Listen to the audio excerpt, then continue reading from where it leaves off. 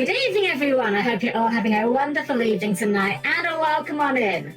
A special shout out to 19 for getting in first to claim the best seat in the house, but as always, a good evening to all of my guests tonight. To 19 and to anyone else that's lurking out there tonight, I hope you're having a wonderful evening. Hello, 19. Hope you're doing well. Hope you're taking care of yourself and having a wonderful evening tonight. I'm taking things quite easy here myself. It's kind of a bit of a slow week for me. I felt like doing something different this week. I said last week when we were doing Yu-Gi-Oh! That I was thinking maybe doing something a bit different, and I was kind of looking forward to doing something a bit different. I still love Yu-Gi-Oh! Don't get me wrong, like, you know. I'm still in the Yu-Gi-Oh! Wagon for the long term, I feel. But I think that especially with Master Duel being what it's like right now, the format's a bit... What's the word I'm looking for here? Bad. I think, you know, taking it a bit here and there is a good thing to do. Hey, Coma, welcome. Hope you're doing well. Welcome. And I'm my Slifer deck. Nice. It's funny, I wonder how good Slifer actually is. Like, I think Slifer could be pretty good if you can get it out turn one these days, right? Like, the effect that he has where he just pops stuff, like, that's still a pretty good effect, honestly. If you can find a way to turbo him out nice and quick, that could be pretty good for you. Ironically. I really would love them to do, like, I've said this before, I would love them to make Link retrains of the Egyptian god cards. I know that would make some Yu-Gi boomers just explode into the sun. But I think it'd be really funny and really cool to make Link 1 retrains of each of the gods, where they require one tribute summoned version of their respective gods. So like the Link Slifer requires a tribute summoned Slifer. Must be Link summoned, cannot be summoned by other ways, and you just make them like super overpowered. Just make them like really strong. Hey Joker, welcome. Ra's still the best of the three. Yeah, I think Ra's always going to be the best of the three just because Sphere mode exists, unfortunately. I found this my deck that exists. Well, you can always post in the Discord and ask for help there. I fully left Yu-Gi-Oh! Until I get whatever is happening with Master Duel less so, but Link Egyptian God should be that Link 5 that can be changed with Crystal. You know what? That would also work. Link 5, you can also Link summon this card by using a normal summoned whatever, Slifer, Obelisk, etc, etc. That would also be another really good way of doing that. I just think that the Egyptian gods are like the kind of nostalgia pandering that people enjoy, you know. We've got a billion Blue Eyes cards, a billion Dark Magician cards. We got the Gate Guardian cards, even if they're kind of bad. Got the Flame Swordsman cards. Like, people love that sort of stuff. And yet, the Egyptian gods, they've never tried to retrain them. They've made ways that you can get them out easier. But they've never actually tried to bring the gods themselves up to par. And that's weird to me, because, like, what's the point of making it easier to get to Slifer if Slifer's not necessarily good enough to cut these days, you know? Or Obelisk. You can get to Obelisk, and then what? Well, what are you doing with Obelisk? What, he just sits there? Okay, sure. Like, I know they've given, like, traps and things, you know. I know they've given them, like, more support, but I just wish they would give them some sort of, like, better form to go into, you know? I just think it'd be better for them. Well, Get Attack is just not amazing anymore. It's true, exactly, yeah. It's like, yeah, it's a big beater. But I mean, as someone who plays a deck whose main game plan involves summoning a 4K beta, i.e. Dogmatica Albazoa, yeah, it's not usually enough anymore. Especially if your beta dies to Raigeki. That is good if your opponents have this. Oh yeah, absolutely. I mean, so many things do these days. Like, yeah, there's some decks that don't care about that. Like, you know, Kashtira probably plays through it just fine, but like, gosh, let's think. Sprite dies to it. Ryziel dies to it. Tenpai dies to it. Well, actually, no, Tenpai doesn't die to it because their field spell is literally cheating the game. But actually, Tenpai might die to it. Because they do a lot of their stuff in the battle phase. Traptrix dies to it? Absolutely. Traptrix, one of the things that I hate about playing Traptrix, besides the fact where you just lose going second, is I hate how tiny the Traptrix monsters are. Unless you're boosting your field with a Traptrix Atipus effect, the biggest Traptrix monster's like 23? Was it 22? Alan Maris is 22. hold on. What is what is Pinguicula? What is her attack? I always forget because I don't usually use it for attacking. She is 25. Okay, so Pinguicula is your highest attack trap tricks. And that's only 25. Like, it still can't clear Dark Magician. It still crashes with Dark Magician. That's not very good. There's anime effect that would be interesting. Yeah, honestly, like, make them crazy. The thing is, like, let's be honest, they're hard to get out these days. Yeah, we've got a lot more mechanisms by which you can just get to, you know, multiple guys on field, you know, special cashier, unicorn search birth, activate birth, search, summon Fenrir or whatever, you know, Fenrir, special himself out, search, Rise Heart, whatever. Like, we've got lots of ways you can do it, or even the Horus cards. Very easy way of just spamming the field with tribute fodder, you know. But there's just not a lot of payoff for it. Like, a lot of the time when you can get into something like the god, it's like, well, you could do that, or you could make a 3-mat Appaloosa. My name's Bond, James Bond, and you are? Biscuits. Cheese biscuits. Cheese biscuits? I'm hungry now, I haven't eaten yet. But I have eaten a bit today, but not much. Been a little bit busy today earlier, so I didn't get much time to eat. I was planning on having a bit more food after, what's the word? After stream today. But welcome in, Neighbourhood Rev. Welcome. Are you doing well? We're just sitting here talking about everyone's favourite travel card game, of course, which is, of course, Yu-Gi-Oh! I actually had this idea in my mind. I had this wild idea, right? So, hear me out on this. Hear me out. There's been a lot of VTuber card games going about recently, right? Like, you've got the one by GamerSups, you've got the one by, actually, I don't know who makes all of them. I know a lot of the names, but I don't know who makes it which of them, I'll be honest. But I've seen at least 3 different VTuber card games go around. And I don't know how good they are. I know that I remember seeing MBT and Nova playing, I think it was V Royale, and that game, it has cards in it. Yes. But the actual game didn't seem very good. And I'm not gonna lie, I've always been card game pilled, even though I haven't played them for a lot of my life. When I was little, when I was a wee Helmlet, I used to love buying Pokemon cards. I loved them. I just loved buying Pokemon cards. Nobody I knew, not a single human being, nor robot for that matter, played the game. And I wanted to play the game. I like sat down and tried to like read the cards, and I knew the rules. I was like the only person in my school who knew the rules to both the Pokemon and Digimon trading card game. At the time, Yu-Gi-Oh! Wasn't out yet. Unfortunately, Digimon trading card game at the time sucked. It was basically unplayably bad garbage because they butchered the rules when they localized it. But the point being, I've always been fascinated and loved card games to the point that I actually did part of my when I was at university, I actually did an assignment on a card game. We had to design a game for a mobile. And the really funny thing about this story is this was before mobile games really blew up. And the really funny thing is, a not insignificant number of us in that class hit upon the gacha model before the gacha model became popular. And the people that didn't hit on that were like, surely no one's actually going to go for this, right? No one's going to actually buy virtual trading cards, right? This is the part where I look into the camera and I just turn into a sucker like in old Tom and Jerry cartoon. But anyway, I've always loved card games, and it got me thinking, like, I honestly wonder, I've got ideas. I've been like theory crafting ideas of making like a VTuber card game. But making it kind of like, for lack of a better word, like open source. Like, it's not about getting like, you know, tons of money. Just making a fun game for people to throw their favorite VTubers at each other with.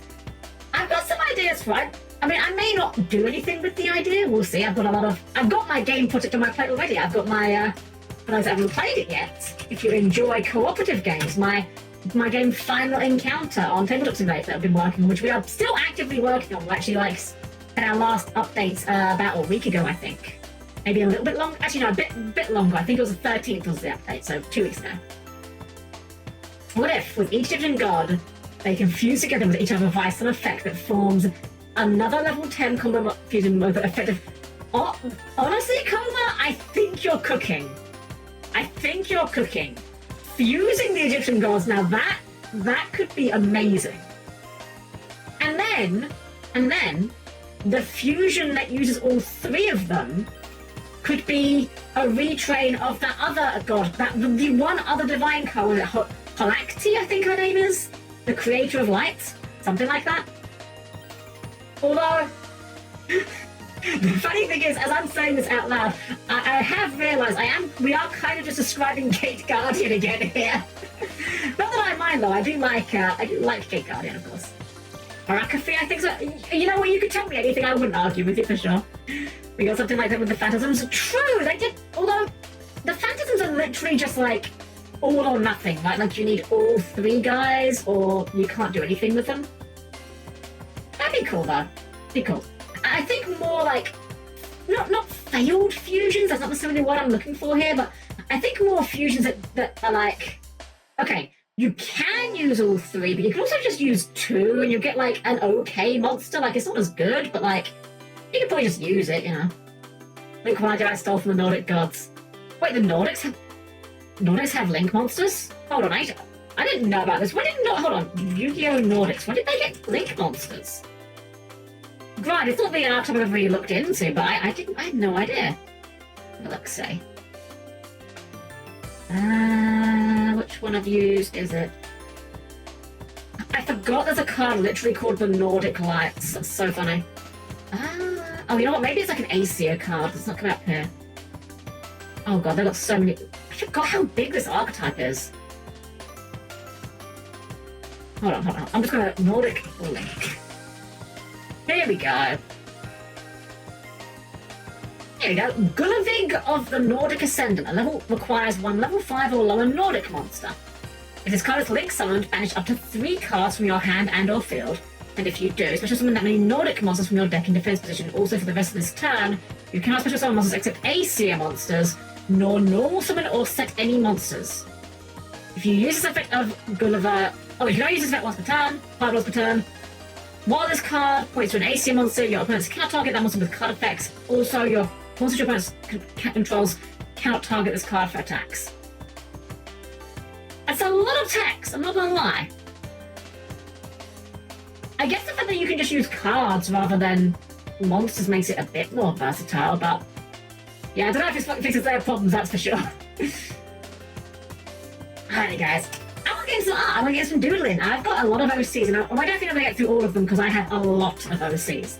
But I've got a few OCs that I haven't done much with in ages. Like, I've said this before that a lot of my OCs that I've invented over the years were for tabletop games.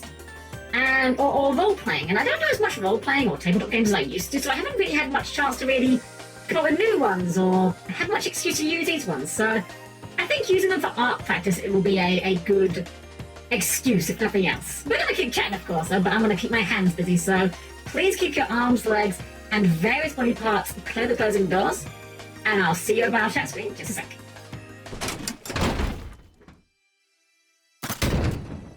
Alrighty guys, guess what, by the way, guess who didn't actually get round to sorting out the monitor situation, so the art program is still slightly cropped off. It's fine, you're not missing much. So I'm going to try doing some chibis. I haven't tried doing chibis since I got my tablet here. And I like doing chibis because, you know, they let you excuse bad anatomy. Let's just start fiddling around with some shapes and things. Oh, I've got a stabilizer on, I don't want that yet. Turn that off while we're sketching.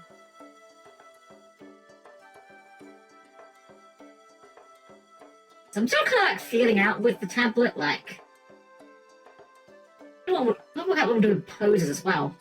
I hate doing poses. That's like one of the things I hate figuring out the most with doing art, like what I'm doing with the pose.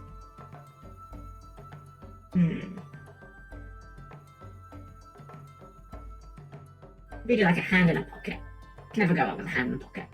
Well, actually, I know, because it's this character. We'll do... I'm holding. Is that right hand? That'll be a right hand, yeah. Something like... Well, that's going to be hard to figure out. Do you see the trailer for the new Super Robot Wars? I saw someone posted it. I haven't watched it yet. All I know is that apparently we've got Gundams in it, which, hey, I'm always happy for Gundams. Do love me some Gundams. Just block out these limbs a little bit, just rough them out.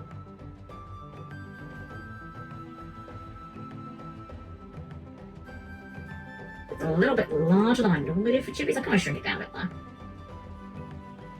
We got we got G Fighter? Oh my god, wait, really? G Gundams in it? Shit, now I need to play it. I've never actually played the Super Robot Wars game before. Paris, hello, welcome, how are you doing? Helm-Chan. Welcome, how are you doing? Well, we're just getting ourselves started. Hope you're having a wonderful evening. Well, Jante, so I'm going to do some chibis today. I feel like doing some chibis.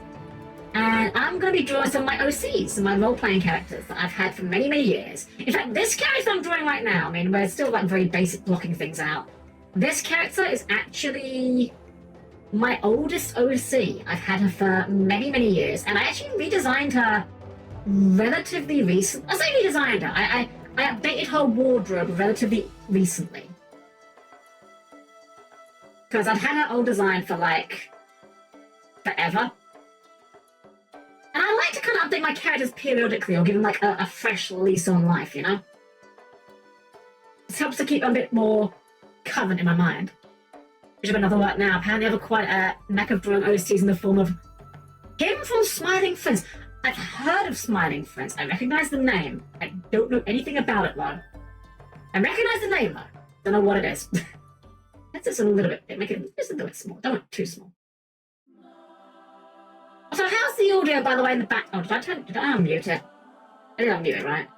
Okay, yeah. I'm just going to have F14 in the background. If it's too loud, if it's too quiet, let me know, you know? I just want to have something to listen to while I'm working here, as always, you know? Let's get some back to it. That's my first commission. Oh, congratulations! Heck yeah! I've never done, like, proper commissions myself. I don't think I'm good enough to, personally. But I did do some sprite commissions many, many years ago, but they weren't, like, real commissions. They were, like, what's the word? It was on Gaia Online, I did them. I did them on Gaia Online for, like, Gaia currency, you know, so... I don't know if it counts. Maybe it counts, I don't know. Depends on how you count it, I guess. Keep really liking how this is feeling so far. This character I'm drawing right now, her name is Allison, and she is my oldest OC. I made her way back when I was in 6th form college, which, for comparison's sake, so England's really weird with our school system, right? So I don't really know how American one works. I know you guys have, like, elementary school, middle school, and high school. So in England, we have primary school. And primary school, you start at about 5 years old, and you finish it when you're about 11. Then we have secondary. And secondary school, obviously, you start when you're 11, and you finish when you're about 16.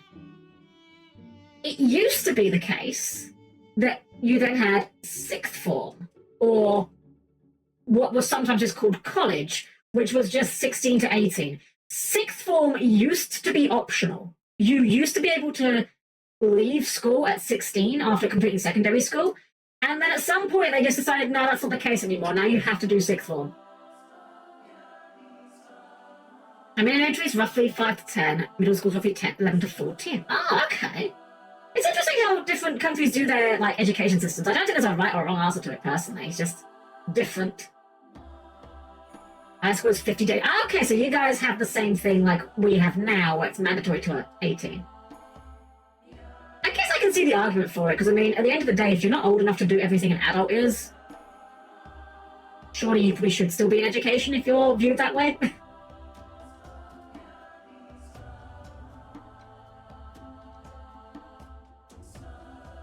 Anyway, I gotta say, I do love doing chibi just because it feels so easy to get the proportions to look good. I'm really bad with, like, proper anatomy, like... You'll never catch me drawing lewds, right? And it's not because I'm a prude. Believe you and me, I'm certainly not anything but a prude. But I just can't draw anatomy properly. Anatomy is hard, and you need to be good at anatomy in order to draw, what's the word? To draw, well, porn, for lack of a better word. Actually, that's good enough for blocking out. So Allison's thing is that she loves the color yellow. She's obsessed with yellow and always carries around at least one yellow highlighter with her. I actually had an explanation for this back in the day when I first invented her, and I've kind of changed the explanation multiple times depending on what version of her I'm using. The original version was that she had a fakey form of color blindness that isn't real and could never be real, where basically she sees colors hue shifted. So, but it's not consistent. So like one day she might see blue as red. One day she might see green as red. The problem with this is this doesn't make fucking sense. But it's okay. It wasn't meant to be serious or like in a realistic setting. These days now, again, it depends on what setting we're talking for her. Like, I've got a bunch of different reasons for it. Sometimes she just really just likes yellow, it's just her favourite colour. And funnily enough, this is a weird case of like being influenced by things, right? Yellow did not used to be my favourite colour. When I was younger, I didn't really have much of a favourite colour. Like, I guess if you pressed me, I'd probably say like, I guess black or maybe silver or maybe red, depending on what day of the week you ask me. But because Allison was like my main role-playing character for quite a long while, actually, over time, like, she kind of warped my taste, and I'm like, no, actually, yellow's kind of great, I kind of love it. Hey, Kasky, welcome. How's it going? Well, I've been doing well as well. Maple Story taught me to proportion the hard way. Maple Story ones are like ultra chibi, like they're like head and then like body, and then little stubby limbs. I love Maple Story's style, don't get me wrong, but it is like hyper chibi. I like 3 heads for chibis. I think 3, for my taste at least, I think 3 is the magic number. It allows you to get away with putting in plenty of detail, but it's not like excessively detailed to the point where it just looks like you've just drawn a small person. Fortunately, like all my characters, Allison's footwear is awful because I hate drawing feet and I hate drawing shoes. Something like this, though, is how her shoes work. Not quite right. Big chin after big gut showing. Heck yeah! Hey guys, welcome. How you doing? Well, we're doing good. We're just getting ourselves to a smile here. Hope you had a wonderful evening. In your case, Kasky, I know you've been doing some big gutching because you got ready. I mean, it has to be big gutching at that point. I'd raise either very detailed, very simple, or engaged spicy mode. I was indeed ready for Betty. Oh, I love that. That's great. Okay, now the hard part of the face. Funnily enough, when I draw normally, I usually start with the face, but I don't know. I wanted to block the proportions out in the body here. So Allison is, what's the word I'm looking for here? Dumb. And I mean that affectionately. Allison is like a ditz. A little bit of a ditz. She's gotten better. Like, over time, again, I like to kind of have my characters kind of grow over time. And Allison's a great example of that. Like, when I very first made Allison as an OC, she was 16, and she was, like, really dumb. And over time, like, as I've kind of, like, you know, explored her as a character, I've kind of changed her a bit. She's gotten a bit older, a bit more mature. She's still pretty dumb. She's still pretty dumb. But she's at least smart enough to know that she's pretty dumb. Which I guess is in itself a form of wisdom. But she's always got a grin, which, you know what? Kind of like Keyskin, I think about it. She always has a grin on her face. Some big rectangular glasses.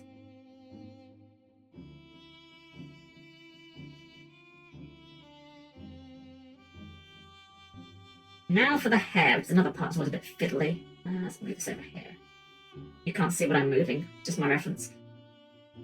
She's got one that comes down the front, which splits off a bit like this.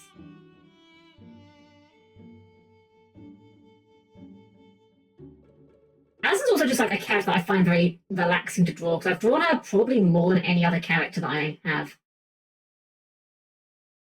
And even though I redesigned her recently, it was really only her outfit that got a change. Like her hair and how I draw that's largely the same. And although her hair looks quite random, it's actually one that's got like quite a detailed construction. Like I actually know where the strands go more or less without having reference. And this one comes out a little bit like this.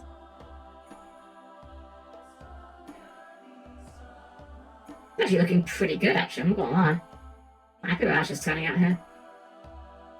Obviously, this is just the sketching. Well, I'm sure we'll ruin it when we start to get to the line work, but you know, baby steps.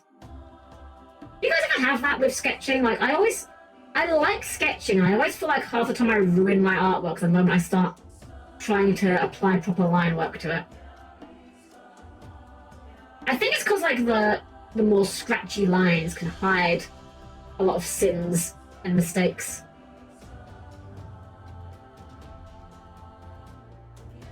Something like this, I think. Oh, maybe make a bit more detail on the body just to kind of help track where we're going. That should come out a bit more like that, I think. One of these, one of these I don't know if there's a name for this. I always call them like Vocaloid straps. Just because like Miku has one, the twins have one, I believe, each. I'm not sure what they're meant to be. I always just kind of use them as like a fashion accessory. I'm not, okay, spoiler alert, I'm not particularly fashionable, okay? I like wearing comfortable clothes. I'm not proud of this fact, but if I don't have to go anywhere, I will probably be spending the day in my pajamas. I would rather be comfortable than fashionable. You just don't go around in maid outfit at all times. I'm sorry to ruin the illusion, but most anime maids do not do that. Only the ones on TV do that. I do apologise for ruining the kayfabe of the anime maid. Okay, I think we're about ready to start lining her now. She looks pretty good, actually. Her arms look like really long. I think we can tie that before we get to the sketching, actually. Let's fix this arm bit. This part of the arm, if we move it like that, that'll make it look shorter. That actually does it, actually. Yeah, I think actually that kind of gets us there. This arm's still a little bit long. We could maybe, like, squish this a little bit. This is the thing you can't do on physical, which I'm kind of learning. I see a lot of digital artists do this kind of like manipulation. I need to learn to do it, you know? I mean, at least I have normal chroma like one of my cats. I can't imagine the feel of what they wear. It's one of those things that I have a very particular hang-up when it comes to character designs. And that is, I have to be able to imagine them in real life. I know that sounds like really dumb, like obviously they're anime characters, like no one looks like us in real life.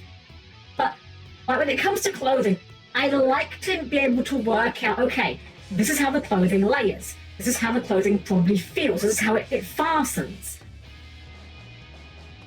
I'm not saying that's like the correct way to do a design, but it's something that sometimes I'll see a character design and it actually takes me out of it. In fact, you know what? I've got a great example of this. Hold on. I've got a fantastic example of this from a game that I like, actually. Was it this one?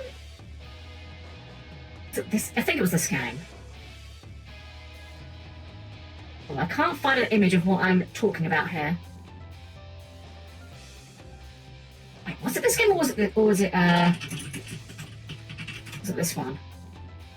What's this character called? Hold on. So, okay. I'm trying to find a character from one of the Tales of games. Carol was his name. Okay, Carol. No, it wasn't you I'm thinking of at all.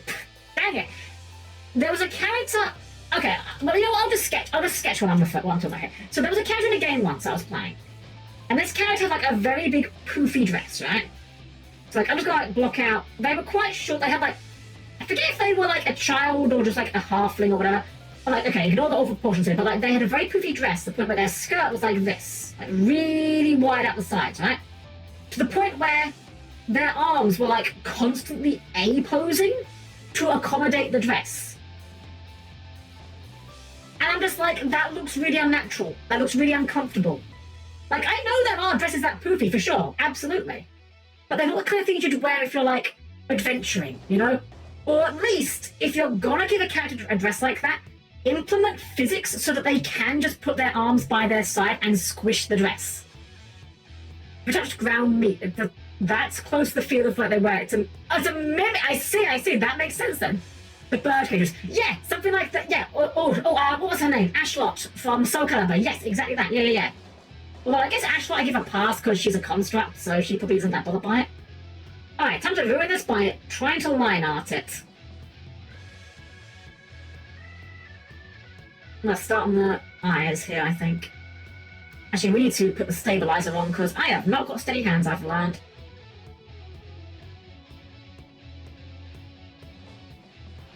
I've learned that keeping the stabilizer on means that we get much nicer artwork. Or much smoother lines, more accurately.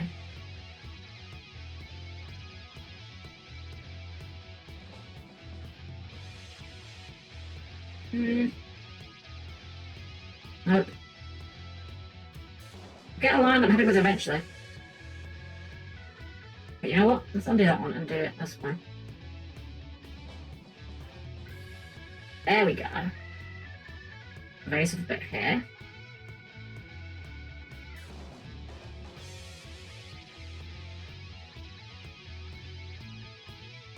Something like that at least. This is another problem I have with my eyes as well. You can very clearly see.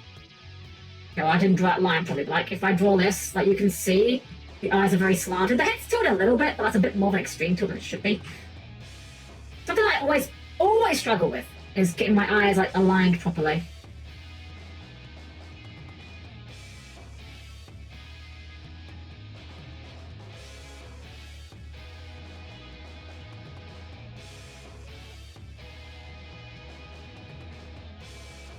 Zooming a bit first, I think.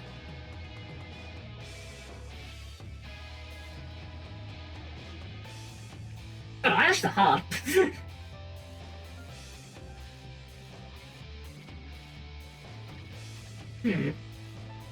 So I get this line to go where I want to go.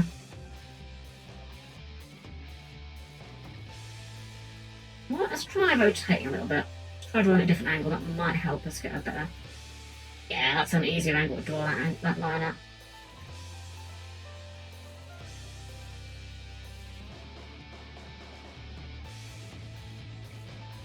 Make sure we've got a bit of depth on that eyelash. There we go.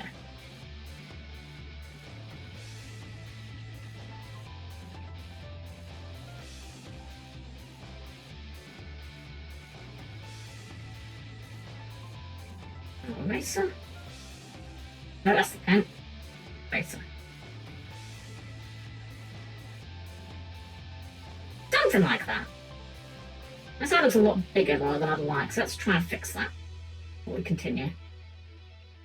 Again, like do these sort of like adjustments with the tools here is quite nice. I like drawing on a pen and paper, but like I can't pretend this doesn't help a lot.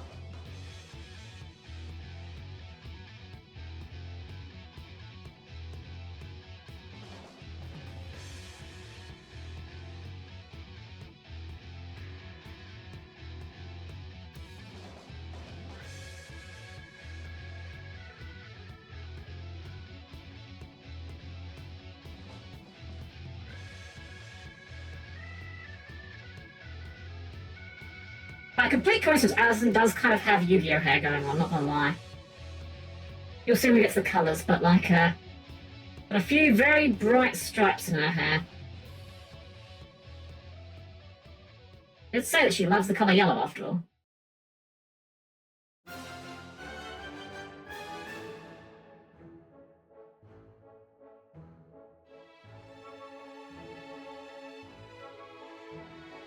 And it's so weird here in the FF14 segment. I don't know why I'm struggling with some of these lines today.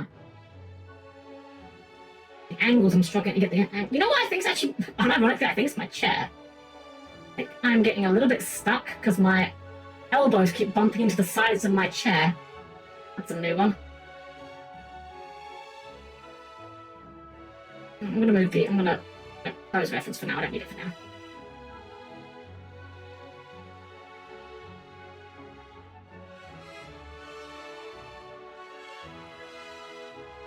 You know, I think that's what we wanted.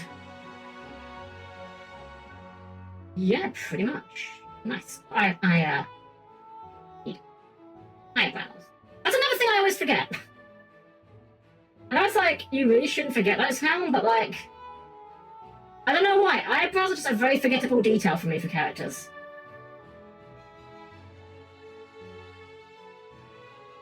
Maybe it's because I don't have them.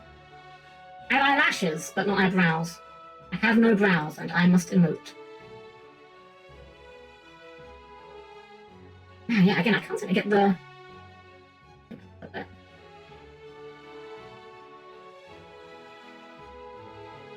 think I'm just learning that I find certain angles a lot easier than others.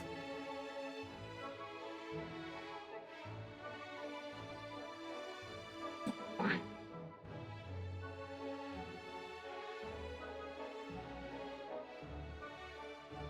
Still not quite the end there.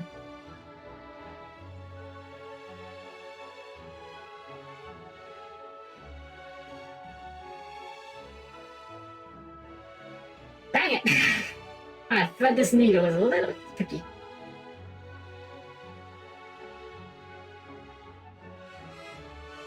In some regards, I didn't make this hard on myself. Alison has like by far the most awkward hair of any of my characters, but I like her. She deserves to get first. Actually, I'm not even sure if that's true as I say that. Actually, I've got like 3 characters that have like very similarly dyed hair. That'll work. That's close enough. That's gonna be perfectly in the point. That'll work, yeah.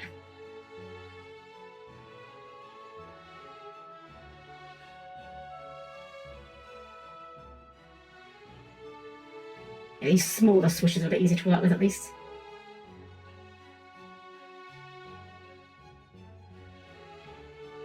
Unless you mess it up like that. So I'm getting a little bit... I'm feeling like weirdly like pinned in by my chair for some reason. I don't know why. I didn't have trouble last time. But I guess I wasn't trying to do big strokes last time.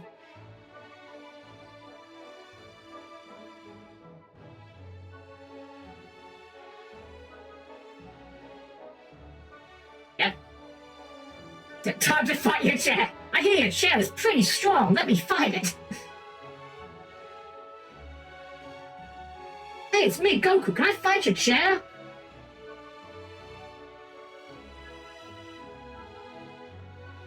This part of the hair is actually always a bit of a pain to draw. I'm not quite sure how it exists in 3D space, I'll be honest. I've always just kind of winged it.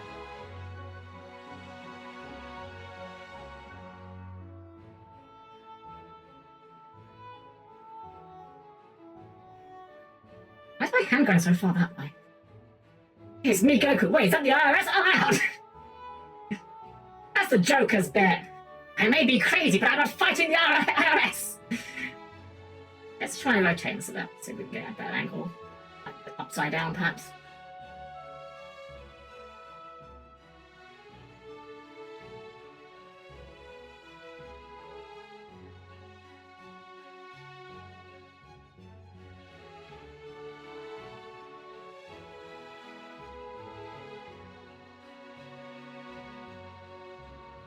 I think that'll work. Really, it's kind of like having an out-of-body experience learning to draw the tablet. No, that's not perfect, but I think we can clean it up. I think we can smooth that curve out ourselves. Maybe.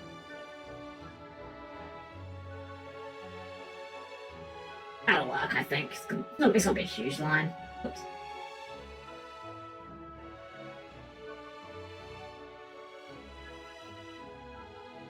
You know what, let's start with the bangs on this side, actually, before we do the top of the head.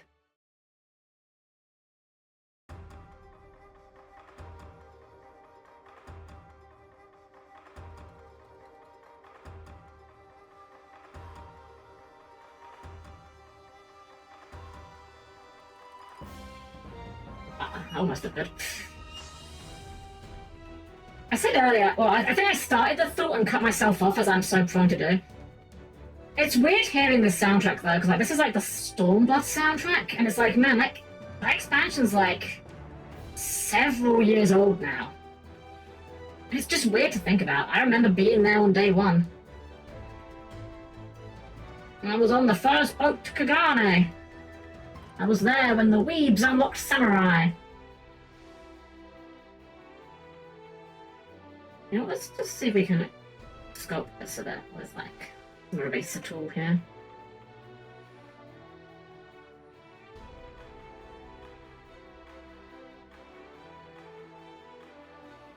That'll work. Hey, it's welcome! You know, that's weird. I remember when the realm wasn't reborn. I never played 1.0, but I'm not gonna lie, a small part of me wishes I had, just so I could say I was there. Just so I could be like, I was there when the game was shit. Wait, I can say that. I've played Dawn Trail! Hey-oh! God damn it. I'm sorry, Dawn Trail really has brought out the worst of me.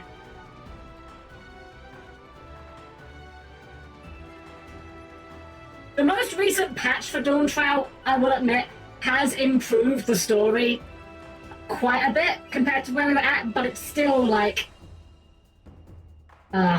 I'm struggling with it, I'm not gonna lie. It's a weird thing to have, right? Because, like, FF14 was a game I tied a lot of time into. Like, 10,000 hours of my life is in Final Fantasy XIV. I'm not getting that back. I can't get my runtime back off of that. Oh, that doesn't look right. That line needs to go more towards the outside. So, okay, you listen to Be My Honey and repeat for hours now. You know what? Fuck it. Is this? That's got to be in the playlist somewhere, right? Hold on. Hold on. Hold on. We're doing it. We're doing it. Because you said it. Oh god, this place has like everything. This place has like every single track in the game. Holy shit. Does it contain Be My Honey? Oh. Maybe I can just like find it and...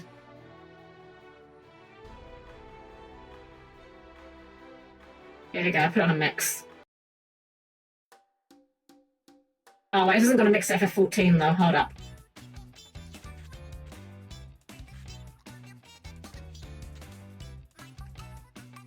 Dang, I just want an FF14 mix.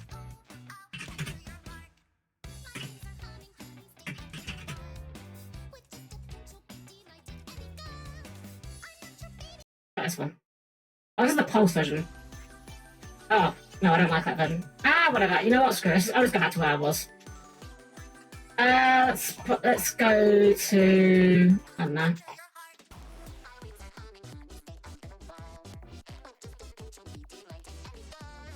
I forgot how many tracks there really are in FF14.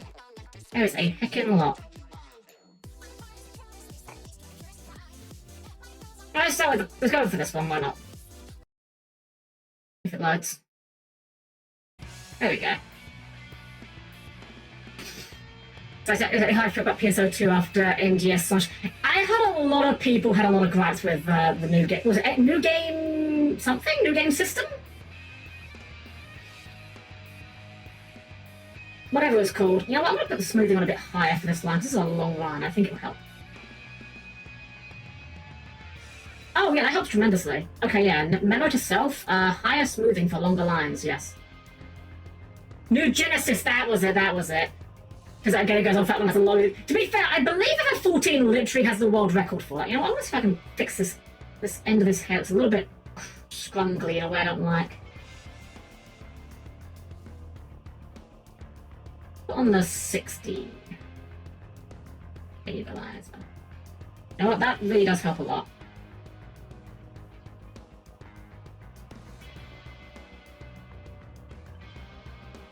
Okay, that's fine. We'll just leave it for now. I don't want to play with it too much. I don't want to get into that feeling of, oh, well, I'll just adjust it a bit more, and just never actually get to a point where I'm happy with it. There we go. Played it for like a month, didn't hit the same way with PSO2, and I dropped it. That's like 5,000 hours I ain't getting back, I just couldn't do it. It's so sad, like, having a game, any game, doesn't matter what game it is, whether it's an MMO or like a I guess it's more likely to happen to like an MMO or a live service game. I think any game that you loved for a long time just suddenly go, not even suddenly or gradually, it doesn't really matter. Go down a route that you just don't enjoy anymore, it hurts. I'm not gonna lie.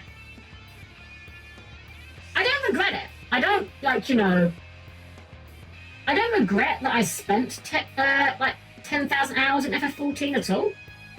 Because I believe, you know, the time you enjoyed is still time you enjoyed, you know? It's like you go on vacation, you go on holiday somewhere. You're gonna come back eventually. You know, you're not gonna spend all your time there forever. Doesn't mean that it was time wasted. The experience is what you were there for, you know? That's a little high. Oh gosh, this is a theme I've heard way too many times. Good old fate theme. Hey, welcome! Joy, I don't get playing in the slightest. It made some of my best friends from that game, which is ironic because none of us are Japanese. We've done the JP servers. I mean, I'm the same. I play on the NA servers for FF14. And I ain't American. I don't eat no glizzies or whatever it is Americans say. You know, that's actually just do it in a thicker line. Of like 7, maybe? Yeah, but I think those want to stabilize higher because we're doing like longer lines. That's the wrong line.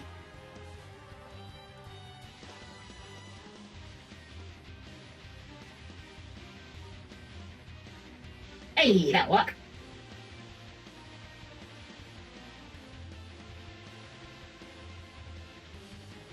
Did make sure I do these on a different layer as well, so I can just move them around if I don't like them afterwards.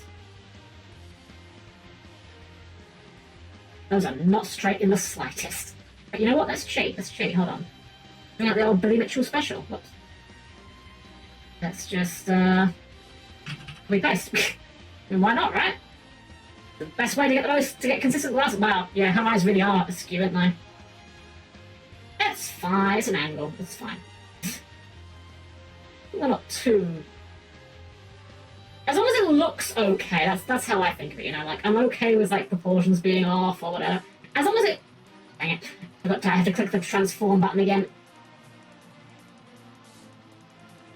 As long as it looks how I want it to look. That's the important thing.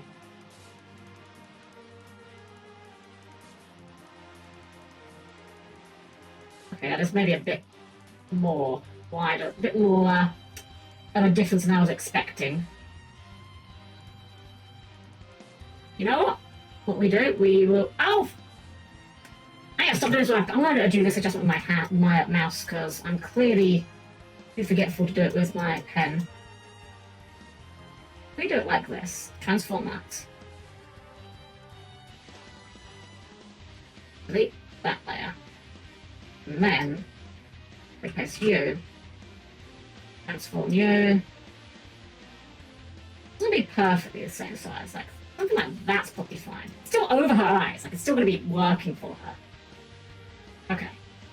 Alright. Back to the pen. Let me just remove this little bit of side there. Glasses arm. Kind of just already behind her bangs, so I think we can get... In fact, we could probably just hide some of this, because it is behind her hair.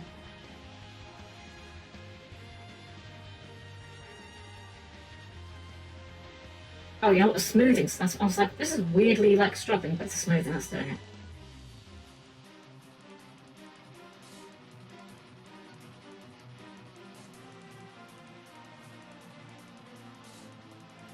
This layer.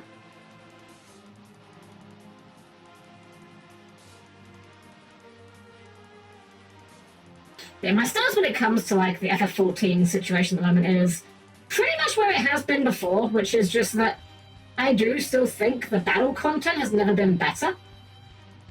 The actual fights we're getting are really good. Just the story that's attached to them is, bad.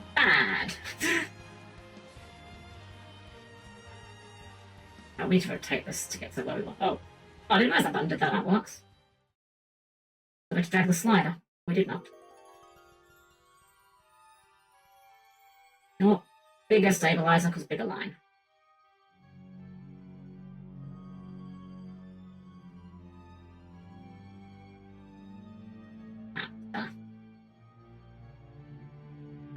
work, yeah. Yeah, I'm happy with that. New layer. More layers. We're gonna make 1 billion layers.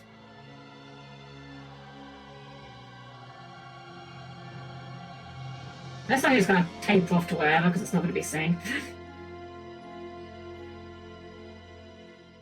But you know what, let's just lower the opacity just a little bit. There we go. There we go. Yeah, it's about where I wanted to see it, yeah. That looks pretty much there. There's something a bit funky going with this part ahead. Over here. Which layer do I want for that? Ah, the curse of the layers! Okay, this one here. Wait, where's my... Oh, I'm drawing on the sketch there, yeah, that would do it. Like, why is my pen not coming out in black? Right, because it's not the end layer I'm drawing on.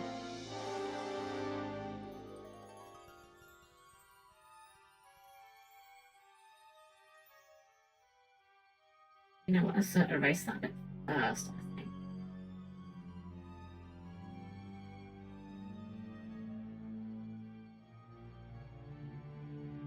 Funnily enough, when it came to doing the patch for 14, the new content, I actually found myself in a situation I haven't been in a very long time, which was I actually didn't have enough item level, which astonished me. I can't remember the last time I ran into a situation where I just wasn't ready to do the content immediately. It didn't take much, mind you, like one roulette and I was back up to there. I was like, wow, that's very rarely happened to me. There we go, that's looking good.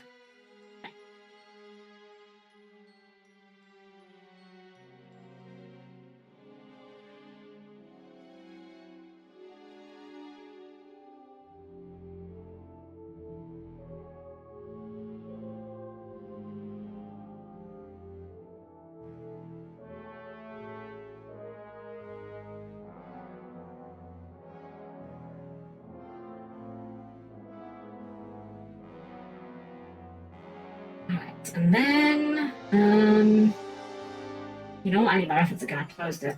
Like a buffoon. No, that's the wrong way, that's not the one I wanted reference, thank you. Like that, so I can put it over here so I can see it easier.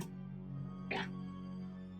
Right, so the dongles come out over here. I don't know if they're called dongles, but I call them dongles.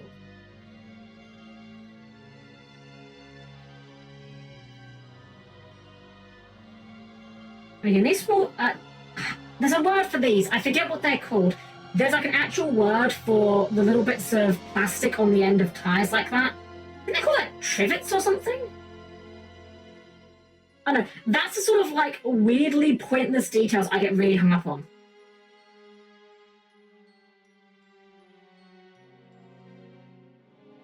Like things like these little bits of like, you know, string for tying the hood shut that no one ever actually uses. Or the little plastic bits here, you know. If my character's outfit hasn't got them, it bothers me. Hey, I'm so welcome. Hope you're doing well. Have a good evening. As I was going alright, we're getting there.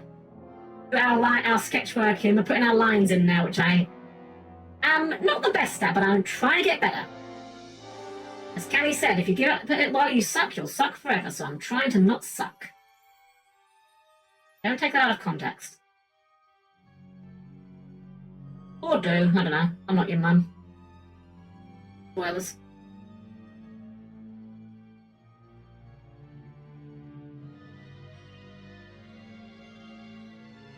You know what, I think I need to zoom out just a little bit here, because... And... We're in the 50 stabilizer on the whole time. You know what, I'm not complaining, it kind of worked. Maybe we just keep 50 on for doing our line art.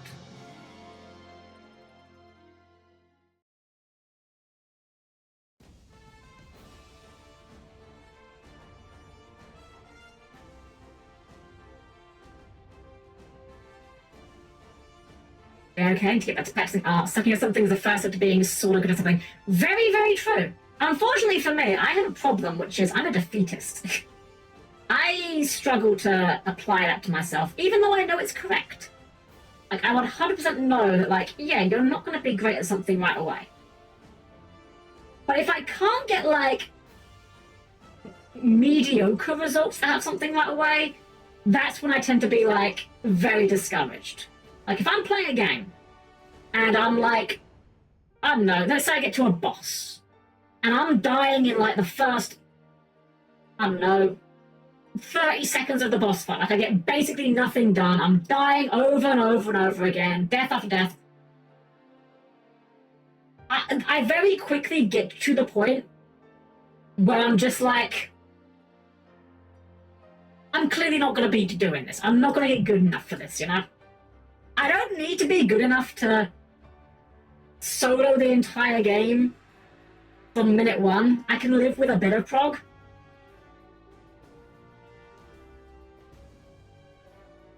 But if the game is just like hard off the bat, I would sooner just not try.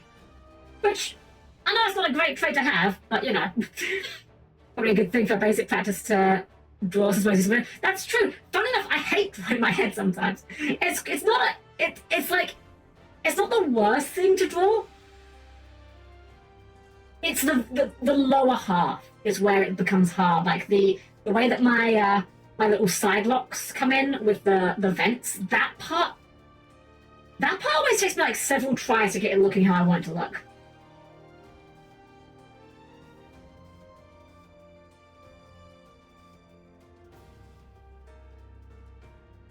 So what you're saying is I want to be the guy. No! I never beat I want to be the guy, but I did beat the closest I can come to claiming to be one of those rage games was. Oh, I used to know the proper name for this. Fuck, what was it called? The Cat Mario game that had like a. It had the Cheetah Men theme. Showbot Action, that was it. I remember, no, yeah. No, Showbot Action was it wasn't actually a Mario game, but it looked like a Mario game. Like the first level was World 1-1 at a glance. Except it was full of just bullshit to kill you. Oh, okay, I always wondered where the name came from. I never had any idea of that.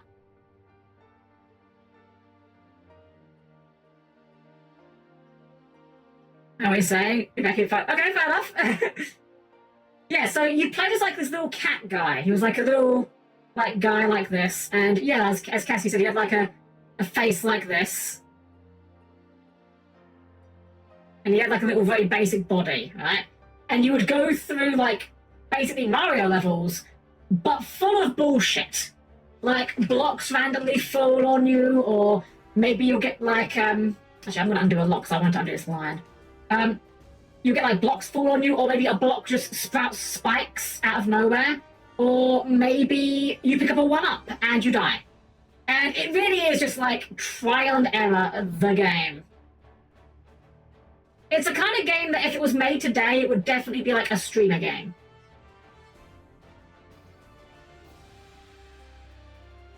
Maybe we need a higher stabilizer, because we're doing a very long line. Let's try like 80. That kinda got you there, not gonna lie.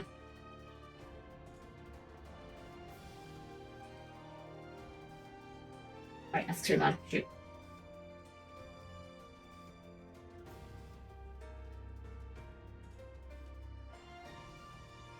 That's close enough. Again, that's not gonna be picture perfect. We're practicing, we're doing chibi. Because asshole man it was surprisingly not horribly awful, which is so because it is bullshit. It really was bullshit. Like it knew it was bullshit. It wasn't trying to bullshit its bullshit. I actively avoid obvious rage kisser games these days. Even when I wasn't streaming, it wasn't worth the headache. Yeah, I've never really super liked them. I've said before, like when it comes to games like QWOP, for example, I've never been a fan of games where the entire gimmick is, haha, look guys, this game is obtuse on purpose and controls like dog shit. I always felt about them the same way I feel about Man vs. Food. Right? Sometimes Man vs. Food is fine. Like when it's just like I made a really big burger, can you eat it? Sure, that's like an actual challenge. Someone might have to try really hard to eat a very big burger. Oh, I can see the challenge there. Other times though, it's literally just I made this incredibly dangerously, irresponsibly spicy chili. Can you eat it? And I'm sitting there thinking, well, probably not, no. But also, like, That to me sounds like you've made bad chili. Like, if you've made food that is so unpleasant that people don't want to eat it, you probably shouldn't be bragging about that, right? But that to me says your food is kind of awful. I want to move this a little bit. It's a little bit off where I want to be. Oh, whoops. There we go. I almost called it game. It's not game. I'm so used to just saying game when things are going not as I expect. That should be okay. What was that about? Cat Mario? Oh, so yeah, Cat Mario was like, I was saying, like an old arcade game, basically. People just masochists, yeah. Oh, this thing, come on, and see how Monster Hunter World Behemoth Extreme Quest flashbacks. I will say, like, that crossover was great. I like crossovers when they're between two franchises that make sense. As opposed to, you know, crossing over my fantasy MMORPG with a shitty action game with awful robot girls. Yes, I'm still bitter. I'm always going to be bitter. I'm sorry, it is part of who I am. Now for a fun part, and by fun I mean pain. Zipper nodules.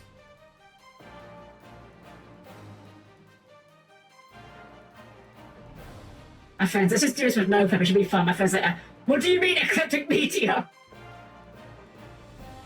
I wonder if they did it that way to try and emulate the FF14 approach, because like, FF14 has like several tiers of difficulty, and it's really bad about, what's the word? Explaining those to the players, right? So for the unfamiliar, FF14, you have your most basic tier of content, right, which is like your story. That's terrible writing, hold on, I need to turn the stabilize off if I'm gonna write things. Okay, so you have your story. Story content is like very easy. Like if you can't beat story content, I'm sorry, you need to get better, because story content is objectively easy. This is like your mainline dungeons, your story mode raids, and anyone can and should be able to beat this. Then you get your extreme modes. Now extremes are like, these are things that are challenge content. This is, I'm gonna say it, and I'm not saying this to be like gatekeepy, extremes are not for everyone. Extremes require, you know, a little bit of prep. You know, you probably need to learn the fights. You are almost definitely going to die a good few times when you're trying to learn an extreme. And then above the extreme, you have Savage.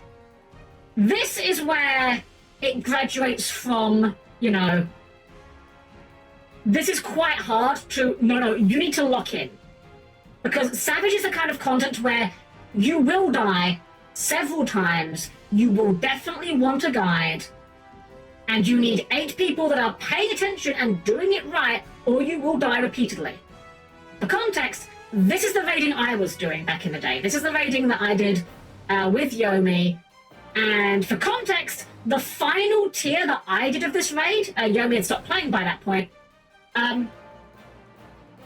we were on the final fight of that tier for 4 months, and we still were not consistently clearing it. And then above that, you get the ultimate. And this is the absolute hardest of the hard stuff. There are still plenty of people that will sit out there and say, oh, it's not that hard, it's so easy, blah, blah, blah. Yeah, I'm sure for some people it's not that hard, but in the context of the content, this is the hardest content in the game.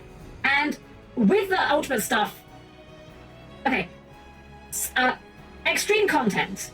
Actually, you know what? The best way I can describe how the content rates, right? Story content. If you mess up a mechanic, you probably will not die. You'll take some damage, and you might get a vulnerability up stack or a DOT or something, but you can generally take a hit and you will not die.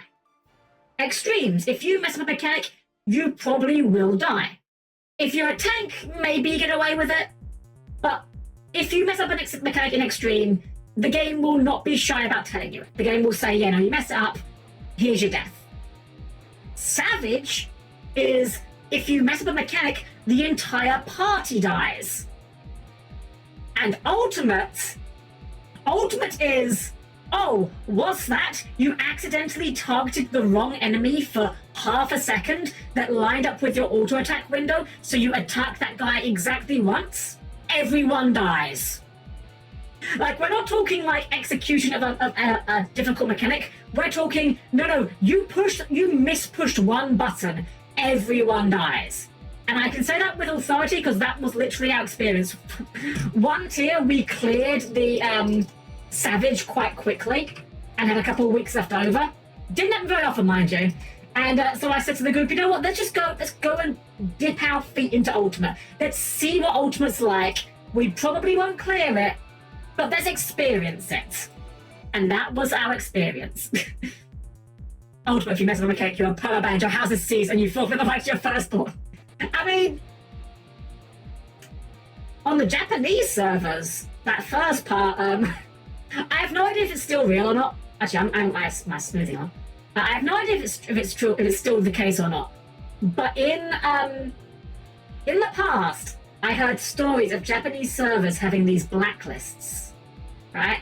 Where if you joined a party, or if someone joined your party for like hard content, and they were like really bad, you report them to this blacklist. And people would like look at this blacklist and be like, yeah, no, you're not coming in the party. I've seen JPs legitimately leaving the party out of shame for failing during a boss quest or dying during one, so I believe it, in PSO2 even, which is honestly mega casual most of the time. There's a great quote I heard, and, you know, I don't want to be at risk of doing the meme of Thing versus Thing Japan. You know, where the Thing is bad and Thing from Japan is good. But I remember hearing this great quote, which, again, it was with regards to NA versus JP, but honestly, like, you can just, like, replace it with good player versus bad player. And it went like this.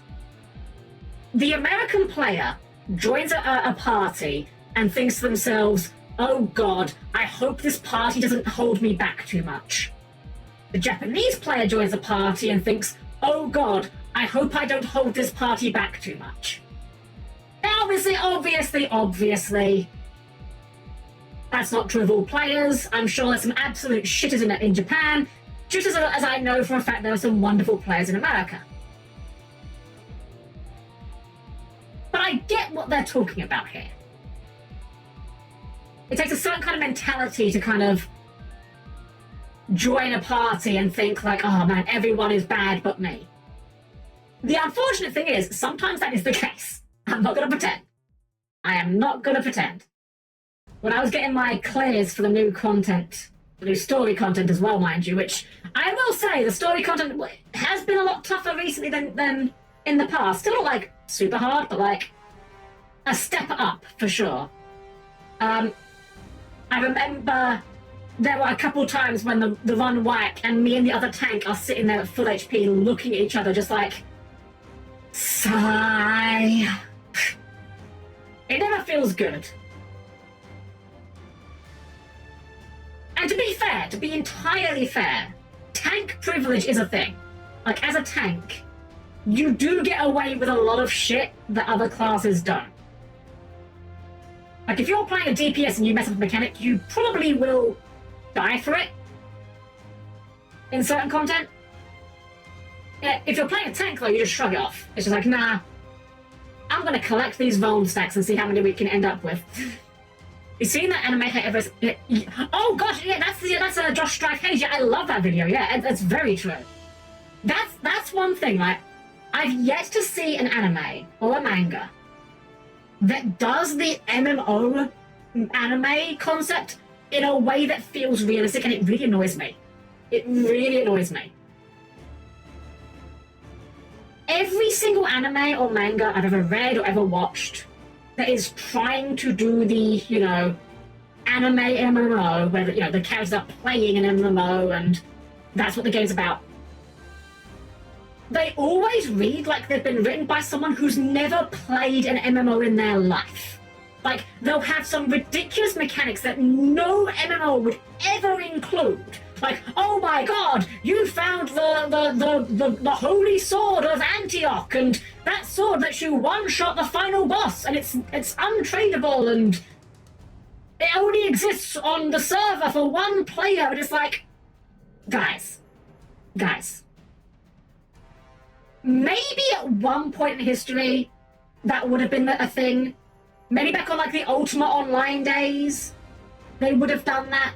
There is exactly 0% chance any studio would ever include something like that these days. Ever. Like, in a world of FOMO, are you kidding me? Also, it's just like bad, like, what's the word? It's a bad use of your resources, right? Like, why are you you know, that hairline is messed up that back there. Why are you inventing a weapon that will only be used by one player? Ever. Makes no sense. Team Fortress 2 has something a bit like that, funny enough, where there are 3 hats that are given to the player who has given out the most gifts, who has won the most duels, and I actually forget what the third one's for. I'm certain there's 3 of them, though. I'm certain it's not just 2. But the twist with these hats is they only go to one player, but they rotate every day. Every day they go to a new player. So if you want to keep that hat, you got to keep giving out gifts or winning duels. One thing that is kind of neat as well is that if you customize the hat, like you paint it, it retains the customization for the next player. So it's kind of almost like a legacy item like that. Overlord plays around with it, like basically saying that there's a fucking assholes and they know it. The only MMO base show that didn't wind up feeling like it was an isekai intertitles was Bofery. I'm squinting at you, Kasky, because that's like very close to setting up for a D's nuts joke. Don't want to get hurt, so I maxed out my defense. Even has instances where there's address the OP stuff the main character is doing by nerfing things. See, I guess that kind of works to a point. I don't know, I just never seen it where like the interactions that characters were having felt like the kind of interactions I would expect to see in an actual MMO, you know? Like, where's the part where they find gold bots? Where's the part where they get unsolicited ERP tells? Where's the part where the server starts lagging? Bofery's nuts! Got him! Because those are the stories that I remember of MMOs. Like, I've had great times in MMOs, sure, but the times you remember most, like, are the bad times, you know, just because of negativity bias. Meanwhile, .hack exists. It's supposedly about a video, but you'd never... Yeah, but I think .hack is the answer for the MMO game that is barely an MMO. Like, it does the thing where it's like, yeah, there's this power in the game. Not even the devs know how it got there. It's like, no, that's just factually not how that works. At all. Like, if you're gonna do that, you need to make it be like an omega bug, which clearly does not work how you want it to. Chinese gold farmers are underrepresented in MMO anime is very true. I'm watching anime that's called Shangri-La Frontier, where some players can find unique scenarios and not many people know about them, but the game is kind of new. Also, scenarios are raised very powerful monsters that are supposed to be stupidly strong and integral to the plot of the game. See, that's the thing, like, old school MMOs did do that sort of stuff. But I just feel like these days, MMO design has changed in such a way that I don't think you'd ever see that again. People talk about that sort of stuff. That they want that sort of stuff, you know, like FF11. FF11 still exists. In fact, not only does FF11 still exist, hold on, is it on right now?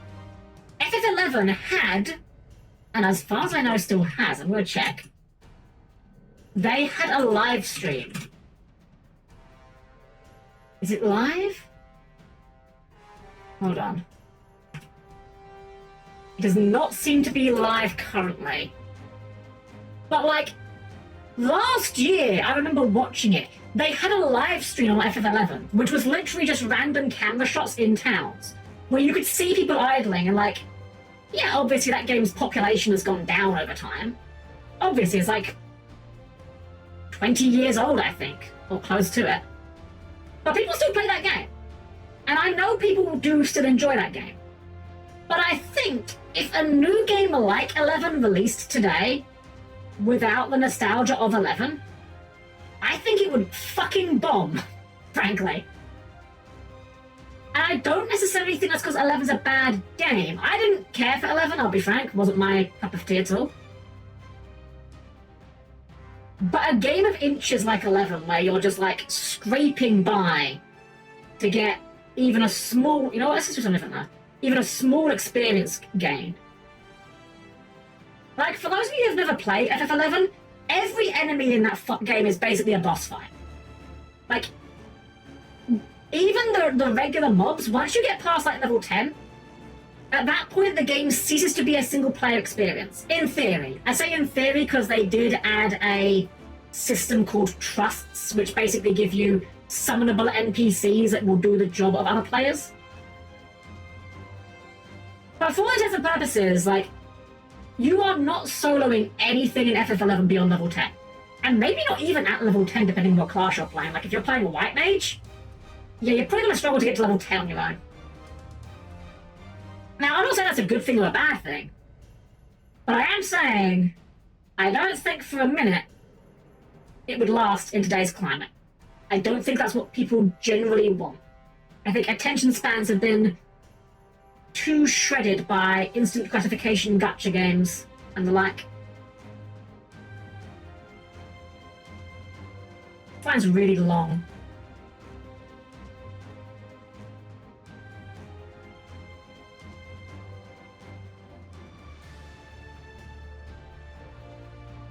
That works. People talk is exactly why esoteric secrets don't really come up anymore. So easy to share info, and people are so often looking to do it to brag. The only time a secret stays a secret is if nobody discovers it, and at that point it's not a secret, it's a nothing. And the boss fights are bullshit boss fights looking at you, Absolute Virtue. Oh yeah, we all know Absolute Virtue. Yeah, for sure. See, you sound like the people talk, that's the big thing as well, like, MMOs back in the day could have secrets, because not everything had a Wikipedia. Not everyone was glued to a computer. And I'm not saying that it's a bad thing that we are. I'm just saying that culture has changed, and you need to change your game design around it. What's Absolute Virtue? Oh boy, I'm so strapping for a story. So Absolute Virtue was a super boss in Final Fantasy XI. Now, I'm gonna Google this so I don't get my facts wrong, because it is a story that warrants telling. So Absolute Virtue was a notorious monster, which in terms of Final Fantasy XI basically means it is a, what's the word? A world boss. You know, it just spawns in the open world, anyone can fight it. You know what? I think the best way I can do this, this justice is by just reading from the Wikipedia article. So the battle with Absolute Virtue, along with the entire Lemurian NM system, was released in July 19th, 2005 update. The level cap then was 75. Blah, blah, blah, blah, blah. Absolute Virtue is notorious for being the longest-running notorious monster that remained undefeated through legitimate means. This added to the development team's unpopularity at the time, because any method they deemed unacceptable would be removed from the game. The methods to curb Absolute Virtue's difficulty were officially revealed when the development team released a video with hints on how to defeat it on February 13th, 2008, nearly 3 years after the battle was introduced. The video was heavily criticized for being too vague, and said method was quickly patched. Absolute Virtue had, on several occasions, been fought and held by link shells, which are basically clans, if you like, for over 30 hours trying to defeat it to no avail. In response to the wave of bad press surrounding another monster, Pandemonium Warden, Square Enix reduced the difficulty of it in late 2008. Its HP was dropped from approximately 100,000 to 66,000, and its stats were significantly lowered. A time limit of 2 hours was also added. So yes, people fought this thing for over a day of real time, only to lose. Hey, Dr. Leon, welcome in, welcome. Hope you're having a good evening. We're just talking about FF11 and its horrifying super bosses. Yeah, I don't think these days people would have the patience for it. So this is one of my characters. This is one of my OCs. Her name is Allison, and we're drawing her in a chibi form because chibis are easy to get away with. You can make more mistakes without it being as bad. I'm deliberately keeping the reference off screen so that you can see as she comes to life on the paper. Okay, now for this arm, which I've not been looking forward to because this is holding a pen, and pens are not easy to draw being held. Oops. Funnily enough, I actually had Allison as one of my FF14 retainers at one point.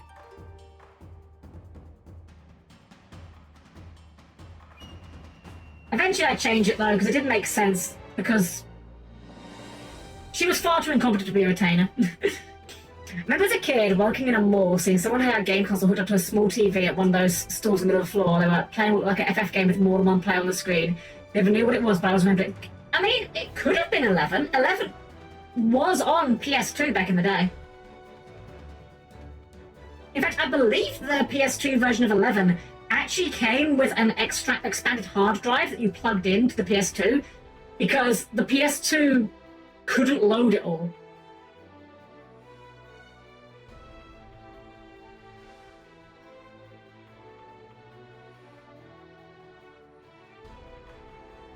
They also had their own retainer system too. For whatever reason, they defaulted to just small versions of your character until you customize them, made some things look very uncanny. Yeah, the 14's version is literally just you can make them using the standard character creation rules. Which, yeah, it's fine. I wish there was more to do with them though. Like, you can send them off on little quests and they bring back items, but by and large, they're kind of a bit underexplored. It'd be really cool if you could have them actually go on quests with you, you know? Alright, now for the pen. I think the best bet to draw the pen separate. Here's a hard, but how do I keep the line straight? Wait, there's a straight line tool, isn't there? Ha! Wait, that didn't work. How does the straight line tool work? Like that, okay.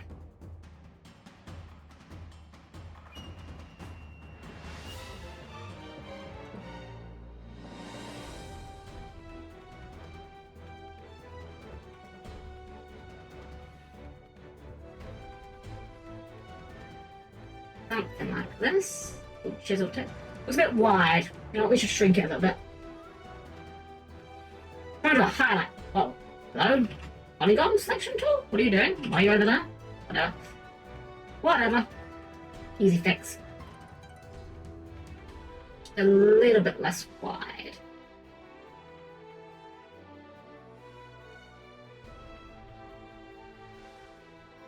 So the console vaguely looked like an Xbox 360. Well, if it was 360, it could have been FF11 as well.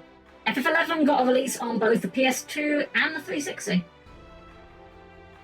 I have no idea how popular it was on the 360, though. I only ever knew people that played it on PC. I don't even know if the PS2 version made it over here, to be fair.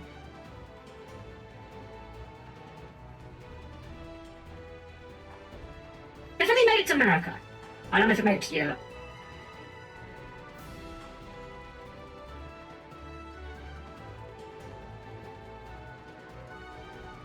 Right, and now...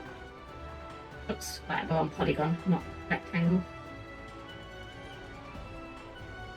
Now we just put the pen into her hand. You know what, let's cut that and put on a new layer. So we can work around it that way. It's kind of a bad joke on myself that Allison's signature accessory is a highlighter because not only is hands holding pens kind of hard to draw, I've been told I don't hold pens properly. Even when I was like a wee Helm-Lutz, not even like that wee actually. I remember when I was about, gosh, how old was I at the time? 12, 13? I remember one of my teachers coming to me and saying like, yeah, you're not holding pens properly. We're gonna teach you how to hold a pen. I'm just like, how can I not not be holding it properly? I'm getting the results out of it, aren't I? Not like I was clenching it in a fist.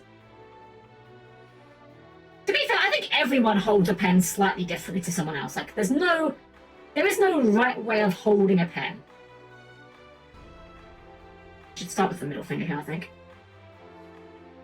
I should also try not accidentally clicking my buttons.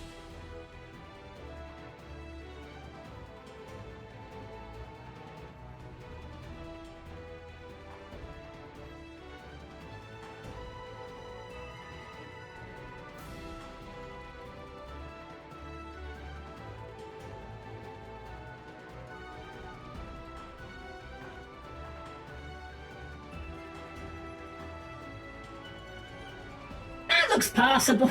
It looks passable. I think it's probably not. Hold on, looking at my hand.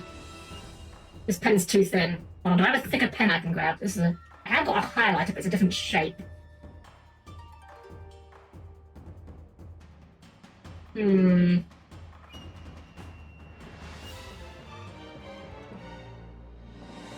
It's close enough. I think it's the top finger that's off, actually. Maybe fix that up. I think this needs to come a bit more towards the right. More like there, perhaps.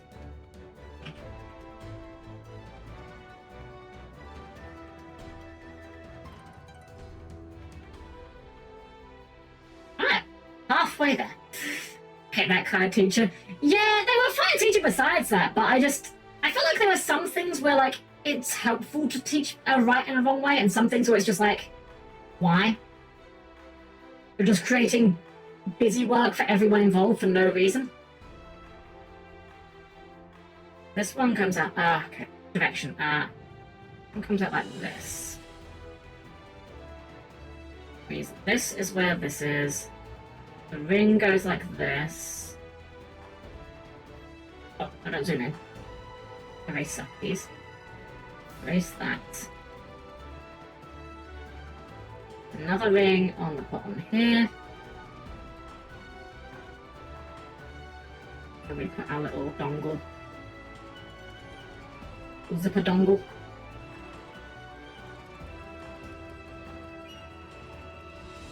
That ring's very big. Can we make it a little bit thinner?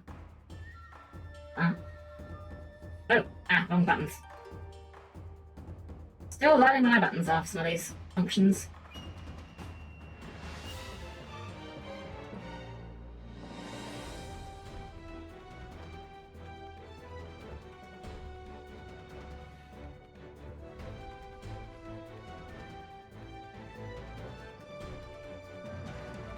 One was a little bit small, just a little bit bigger to match the one on the main jacket. That'll work, that's close enough. Big news for me today, Tomodachi Life 2 is real! I saw people talking about that! I'll be honest, I never played Tomodachi Life. I don't mean this as an insult to it. I don't understand the hype. Purely because I've never played the game, so I don't even know what the game's really about.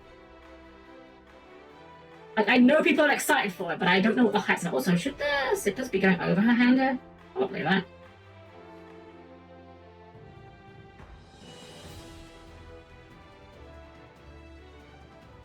That's probably how I should be looking. Ah, right, well, a different layer. Wait. There.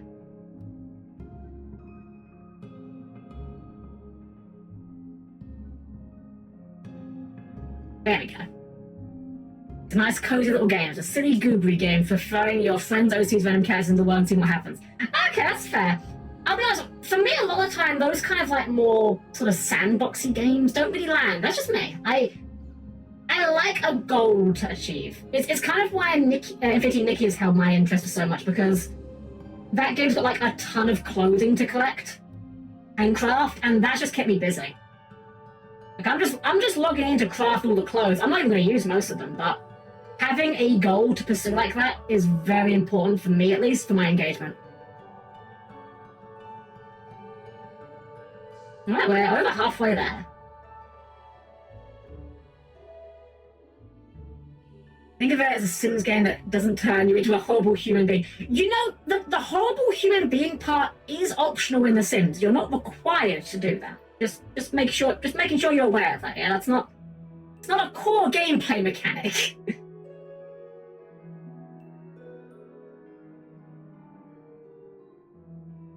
Let's get these this Miku belt going.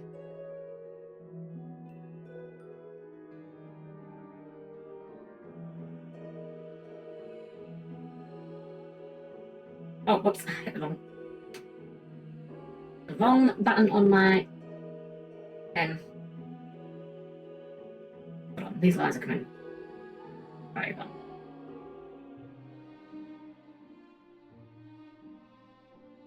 There we go. That's better. Now we just tied up our moving on we don't want. Sure, Hell, next you'll say I'm not required to build a dwarven atom smasher or dig down into hell in Dwarf Fortress. I don't know what goes on in Dwarf Fortress, man. I have a friend that's obsessed with that game. I've watched him play it, and you know what? I don't get it, but I'm glad he's having fun. Every time he plays Dwarf Fortress, he just comes back with some horrible story of things getting murdered in an appalling way. What's the other thing?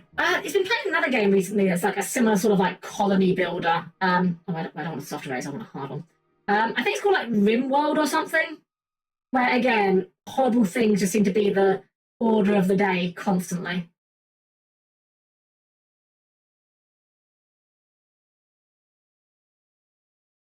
I just remember him showing me a event that happened where he'd got a character. He was under attack, and he just showed me like his guys trying to fight off these aliens. One of them was just like out there buck naked with a gladius, and they didn't even have a shirt. I'm just like, you couldn't even spring for the shirt. Like, it didn't have time. That takes time. I'm just like, okay, whatever.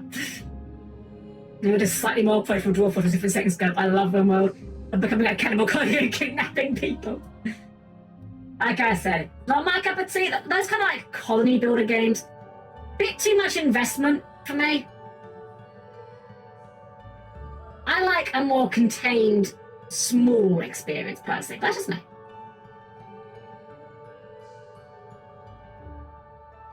Like, it's why I always will say, for my taste at least, I would much rather have a really tight, like 20-hour single-player experience in a nice linear adventure over a 80-hour open world, go anywhere, do anything kind of sandbox. I've yet to find a sandbox game.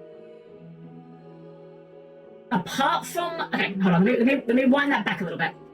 I've yet to find a sandbox game that is attempting to have a narrative, so like, you know, the story is something you are meant to care about, where the sandbox added to the experience as opposed to detracted. The game might not even have been bad, but if the game was good, it was good despite being a sandbox game rather than because of it. The reason why I specify the narrative thing is because, like, you know, Minecraft exists, and like, I'm not going to be out here saying Minecraft's a bad game, because let's be honest, Minecraft's fun. And Minecraft would not be fun if it was not an open world. Also, this leg is like way thicker than the other leg.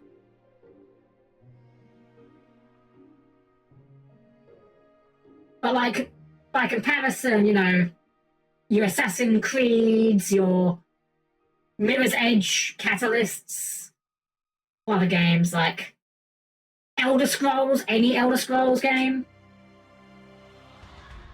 Every time I've played one of those games, I just remember thinking, all this traveling, this could have been a loading screen. This probably should have been a loading screen.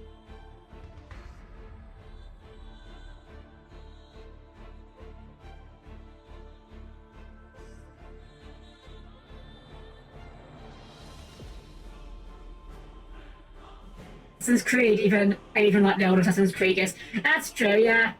Like Conan Exiles, I've never played Conan Exiles. The setting of Conan never really appealed to me personally, so I never really gave it much of a look. I know it's very, like, blood and, like, edgy. I'm not edgy. I'm candy floss. I hate edgy settings. Not hate's a strong word. They're just not my thing. I prefer things to be a bit more light-hearted, a bit more anime. That's just my tastes. And when I talk about the Elder Scrolls, I talk about the Middle-Aged Scrolls. Do you see the new mob? I don't think so. I don't pay a lot of attention to Minecraft updates, I'll be honest. When it comes to Minecraft, I go through Minecraft cycles. Which is to say, every now and then, someone I know will say, hey, I'm going to host a Minecraft server. And I'll join the server, and I'll lose, like, weeks of my life to it. And then, almost overnight, seeming out of nowhere, I'll just stop. That's it. That's just how it works, every single time. I think part of it is because, for me, Minecraft isn't a game that I particularly enjoy as a video game. Oops. I mostly enjoy Minecraft as a vector for just creative building and fucking around. I've never actually killed the Ender Dragon even once. Mostly because I just didn't really care about it. Like, it's not a game where killing things or going on quests seems like it is particularly important or rewarding, so I just don't do that.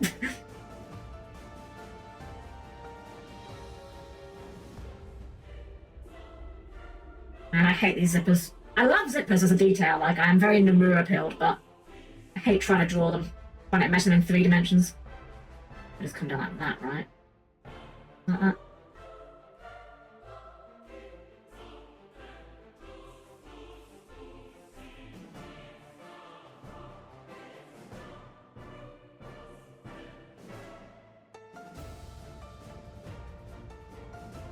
Something like this.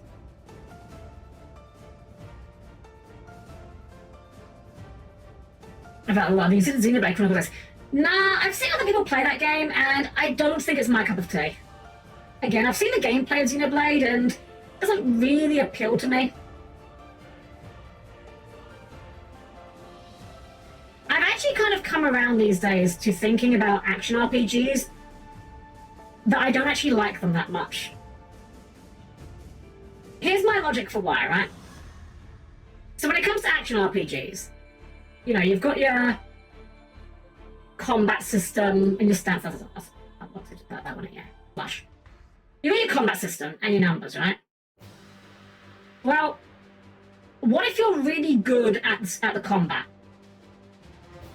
but you don't have the numbers? Well, now your skill is being handicapped by the game's numbers. That doesn't feel good to me. If I'm good at a game, I don't want the game arbitrarily making me worse at it just because numbers, right? And similarly, what if your numbers are really good, but your ability to play the game, your skill at the game, isn't particularly good? Well, now you're being punished for not having the skill to execute on the mechanics, even though you have maybe got the best skill available for your character at that point in the game. I just feel like the two systems play against each other. Like, if you're good at numbers, and your numbers are high enough, you should, in theory, win, like, most of the time. But action RPGs tend to take away from that. I think the best action RPGs I've played are ones where the numbers do not intrude very much, fun enough. Like, Stranger of Paradise, I got really into that game a couple months back. That game has numbers. Like, you do have stats in that game, and they do allegedly matter. I didn't care about any of them. I literally went through that entire game, clicking auto-equip best gear, and that worked absolutely fine for me. And at that point, I'm sitting there thinking, well, why do I even need the stats? Why do I even need the gear? Like, just let me use the sword, you know? Maybe have a cosmetic or something. Sure, but...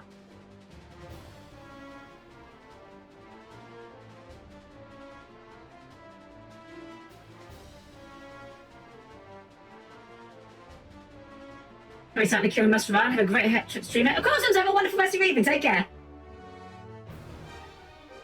I just kind of have come around to thinking when it comes to the old action RPGs these days.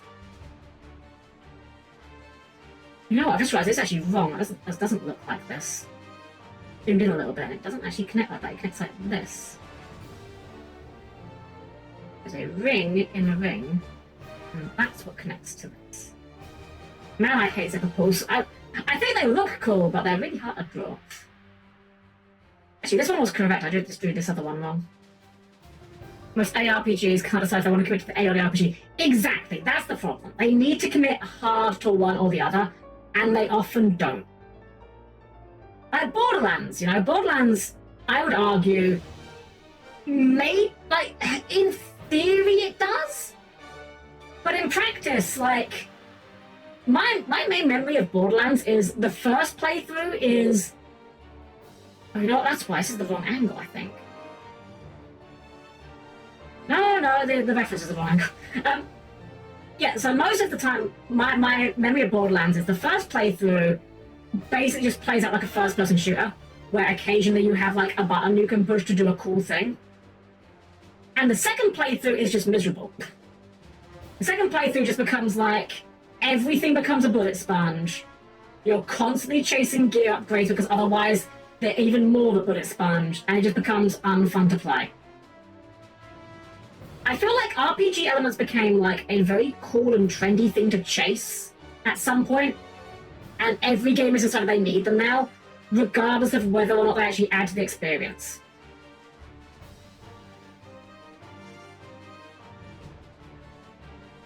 Boss is cool for the spectacle characters, otherwise it's pretty meh shooter. I'd argue even then, like, the characters are like... They're fine. They're fine, I don't hate them. But I will say, having looked at a lot of Borderlands stuff after the fact, a lot of the writing is really not as good as I remember it being when I was younger. I'm not sure if I've just got pickier or more jaded or what, but I remember Borderlands being a lot funnier and a lot more well written than it actually is. Of course, your mileage may vary in that regard, but that was my experience with it at least. Hold on, this is not... I see what's going on here. This isn't actually going through the ring. There we go.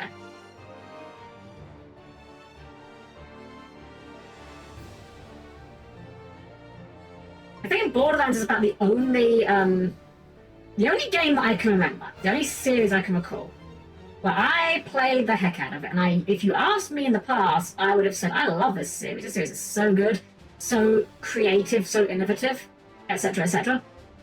I played through the entirety of Borderlands 1, 2, and the pre-sequel with Yomi. And we did a lot of the DLC. I don't think we did quite all of it. But we definitely did the zombie one in Borderlands 1. We definitely did the pirate one from Borderlands 1. We definitely did Mr. Torg from Borderlands 2.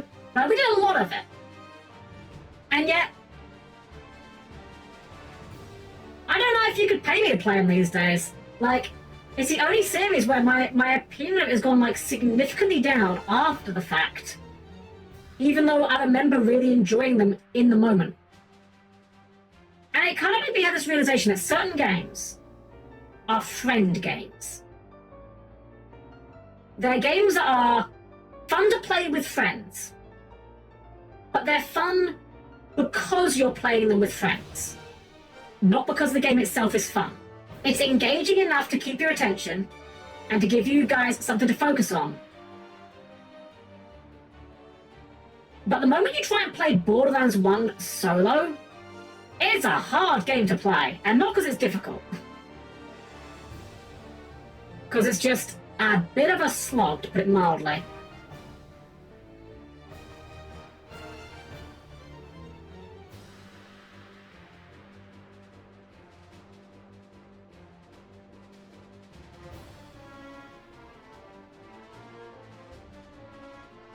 This one goes. Something like that. I'll stand it off for the peak of flying. So, that is one thing I will say. I will say for Borderlands. Handsome Jack specifically, I will not speak ill of Handsome Jack. Handsome Jack and his writing is great.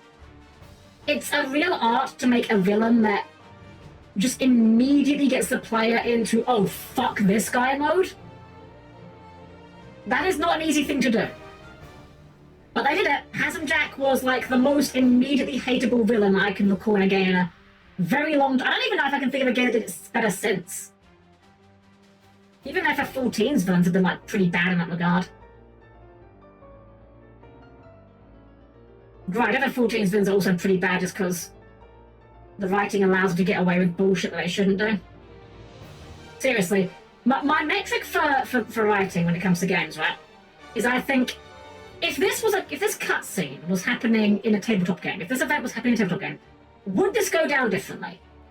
If the answer is yes, I'm probably going to be upset. Like, if the villain is giving his big heroic monologue or whatever, and the heroes are just standing there watching him do it, I'm probably going to have a bad time about it. And the worst part is, it's very fixable. Like, I had this exact conversation with a friend around the FF14 new patch. I do not realistically expect my character in the cutscene to walk up and just murder the big bad evil guy in a cutscene. I do not expect that to happen. That is an unrealistic thing to expect to happen. But at least let them try. You know? Like, at least let them swing, throw a punch, take a shot.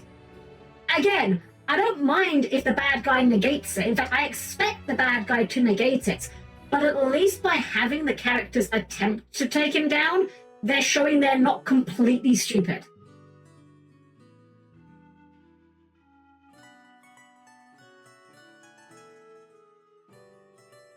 Cutscene helplessness is like one of my least favorite things. I remember enjoying my time on Borderlands 1, my biggest issue was that the quest markers weren't the best. It's been so long I don't even remember the quest markers, but I do remember some of the designs being a bit annoying, yeah. One of my annoyances I remember, this is a really specific annoyance that I guarantee bothered nobody else except for me. In Borderlands, I think it was the pre-sequel, there was an NPC who was like a little street urchin character, right? I don't remember his name. He wasn't particularly important. I think he was only in like 2 conversations with the player. And he was this little street urchin character, right? And he spoke in Cockney rhyming slang. Now, if you've never heard Cockney rhyming slang, consider yourself fortunate because it's, what's the word, dumb. It's stupid, it makes no sense. Essentially, Cockney rhyming slang is when you take 2 words that sound like a third word, and you use those 2 words instead of saying the third word. So, for example, the one you've probably heard of, right, is apples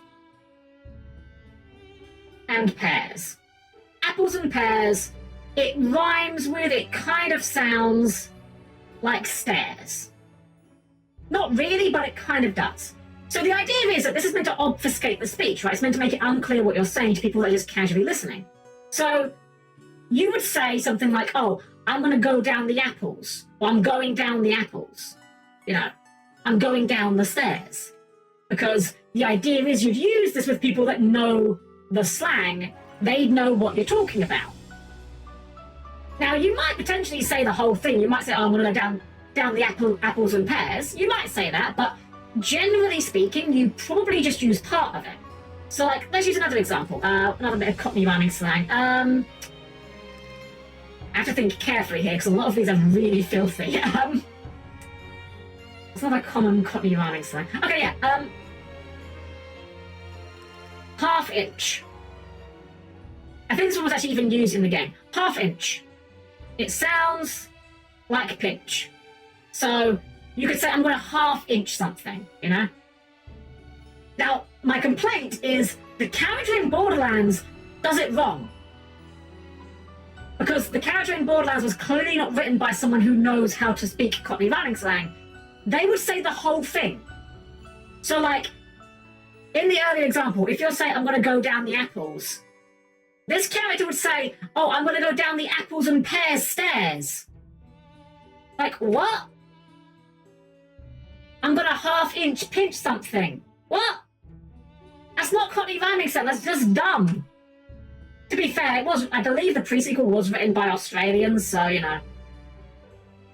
I guess I can't fault Australians too much for getting British slang wrong, but you know, it really bugged the hell out of me. Like, I remember, like, practically yelling down the mic at Yomi about it, who had no idea what I was on about because Yomi is a normal human being who doesn't know Cockney rhyming slang. Hey, Jack, where's it? Yangoos? Yangoos? I mean, Yangoos, the Pokemon?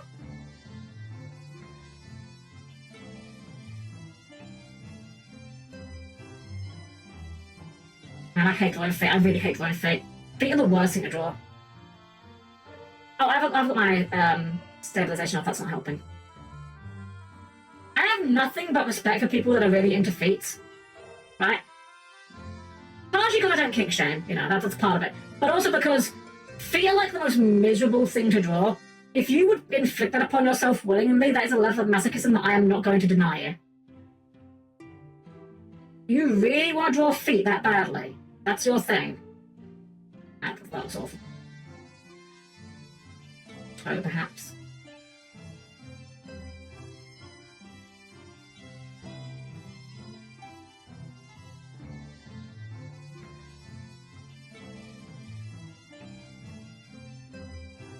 Still doesn't look right. But I'm gonna accept that it's not gonna look right because I'm bad at drawing Fate. Okay, maybe that Cockney accents, I think. Yeah, so figure we need... Yeah, oh, from Dragon Quest... okay, that explains... I've never played a Dragon Quest game, so that explains why that went over my head.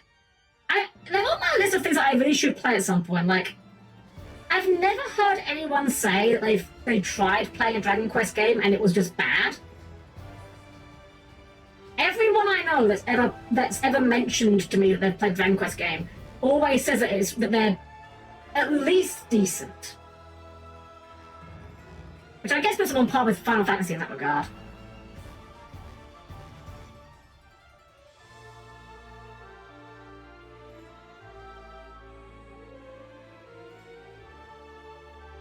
Although, Final Fantasy VIII does exist. I don't know if I would call Final Fantasy VIII decent. That might be a stretch. Okay, Aslan does know how to tie her shoelaces, but I'm going to hide them underneath her big flared out bottoms here. Why work harder when you can work smarter? That's feeling better.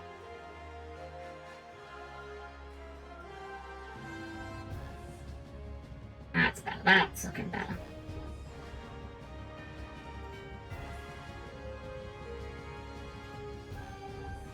Alright, let's remove the sketch and see how we did. We're going to colour it, of course, but... I'm pretty happy with her, actually. I think she looks pretty good. I think that's not a bad attempt. I think we can move on to colour. Be scary when an artist draws feet too well and there's out of focus. There's a really funny image. I don't know where to find it. I wish I had it on hand. There's an image that I think about occasionally, which is really funny, and it's like... It is literally what you were saying, Mr. Player, where it's like the artist that clearly draws NSFW trying to draw normal images, and it's just like the image itself, right? I'm gonna do like a very rough sketch. Is like a cartoon, like furry character, right? And they're just like sitting down, right? And then they've just got like really just unpleasantly like hyper detailed feet. I mean, I can't draw it, of course. I'm not good at it, but. It's like a very cartoonish furry with just like realistic human feet, and it's really funny. I think there's another one in the same image where it's like the same thing, but like the character's got their mouth open, and the interior of the mouth is like really detailed. It's like, yes, I wonder what this person normally draws. I wonder. Alright, let's get to colouring. And thankfully I have got my references, so I can just rip some colours from it. I always use this kind of like off grey for black when I colour things, because if you colour things black, then you can't really shade them darker.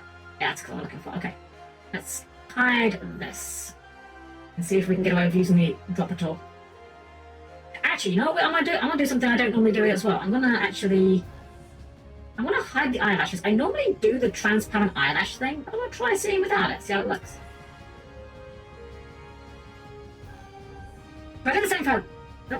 Oh, is that not on the... Oh, I didn't select the light, did I?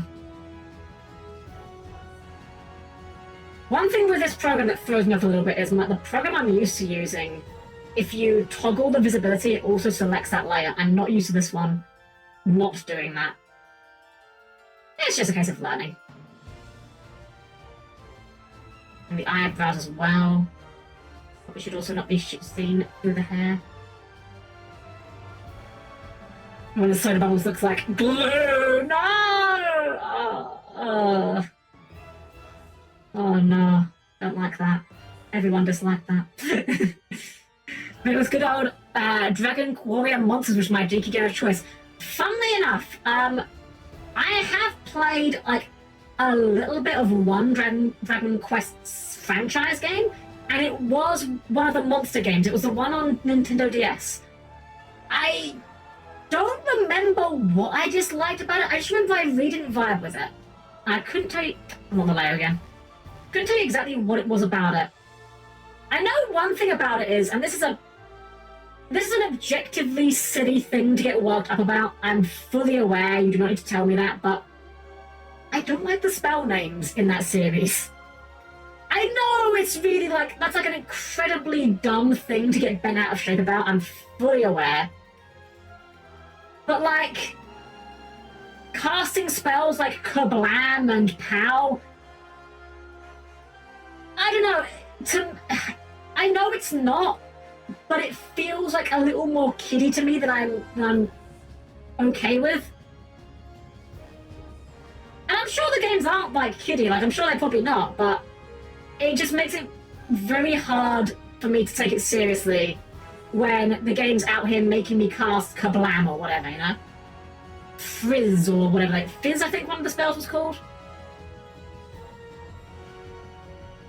It reminds me of an old game we used to play called Fizz Buzz, which I only vaguely recall the rules of. And the spell names at least make sense into the power scaling. Heal, max, heal. See, heal I don't have a problem with. Heal is fine as far as a spell name goes. That I have no grief with. It's when they start getting into like goofy onomatopoeia that I start to find a bit of a struggle. Like Crackle. Crackle doesn't sound like a spell name, it sounds like a brand of breakfast cereal.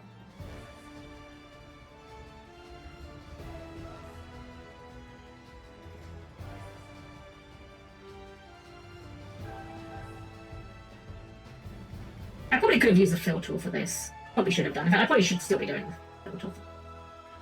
Yeah, that's a lot quicker. Let me just fill in the gaps.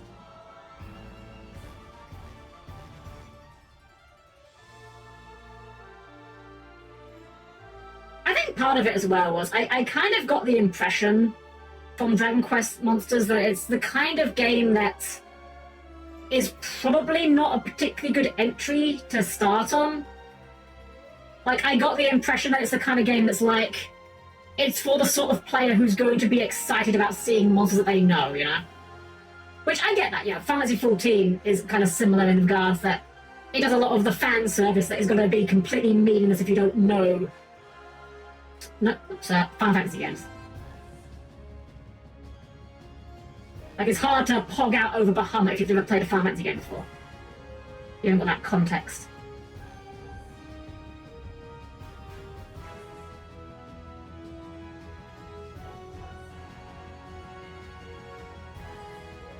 We get all these tips taken care of.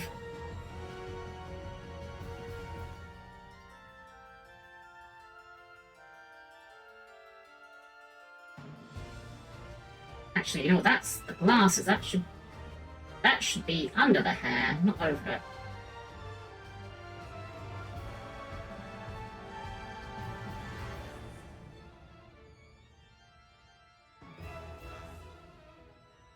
Nope.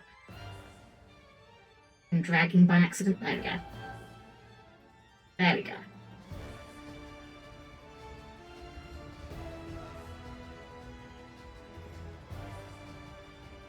Okay, it's still slightly bleeding over on one of those hair tips. Which is it? You? No. You? No. You? No. You? Yeah. No. No, not you. Oh, is it the black where I cut the eyes in?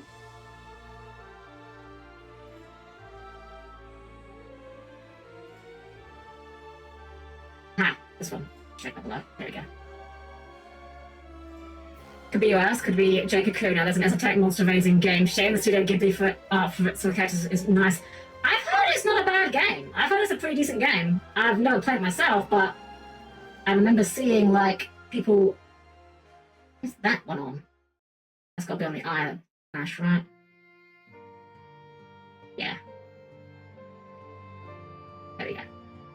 Yeah, I thought it's pretty good. I went through a weird phase many years ago where I just randomly decided, you know what, I'm going to just try and buy every JRPG I can physically find on the PS2. And this was how I discovered that being British is actually worse than I thought it was, because it turns out a lot of JRPGs on the PS2 did not make it to America, from America to England. A lot of JRPGs just do not exist in PAL regions. And Jacob was one of the ones that was on my list, but I never saw it for a good price. I was kind of on a bit of a budget at the time as well, so like, you know, it wasn't a wonderful idea to start collecting, I suppose, but I got a couple of good games out of it.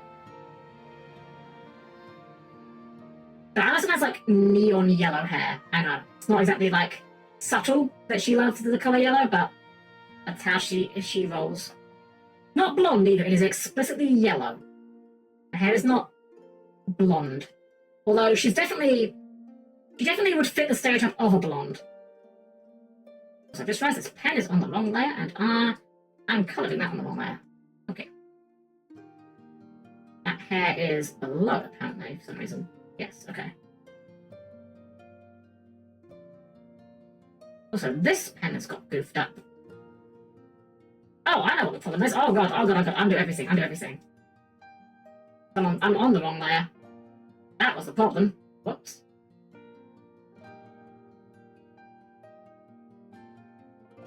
That must be like that.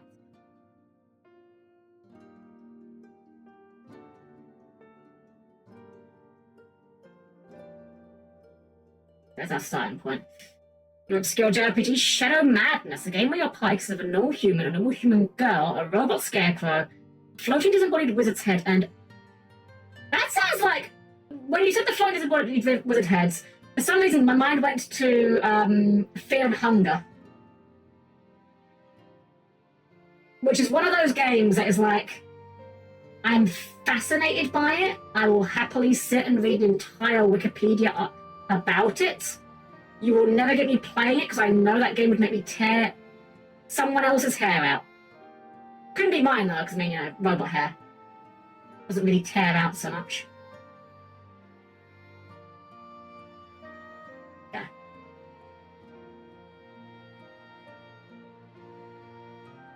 Okay, what's this line on? Oh, this one. Perfect. Yeah.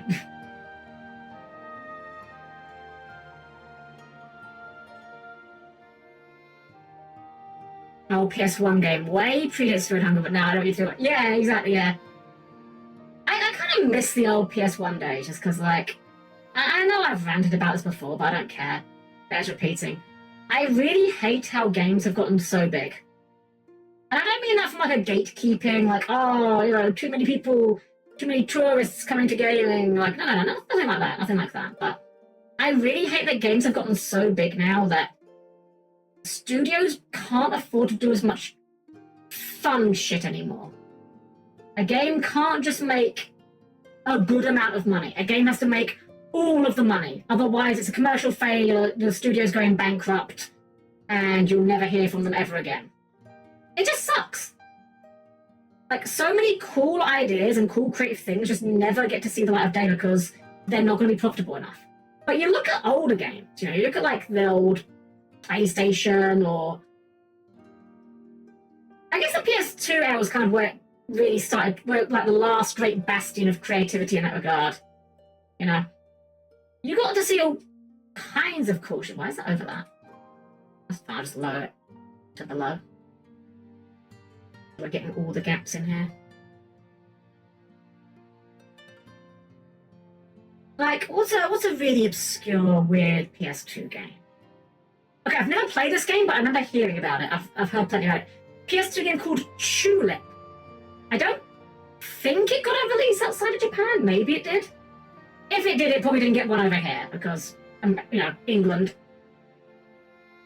But, like, there's no shot that game would ever get made today. Or if it did, it would be, like, by a tiny indie studio, you know? Like, AAA games have gotten so monstrously big and expensive to make that they can't afford to take risks. Meaning that the only weird and wonderful cool things getting made are by indies, which, like, indies are fine, but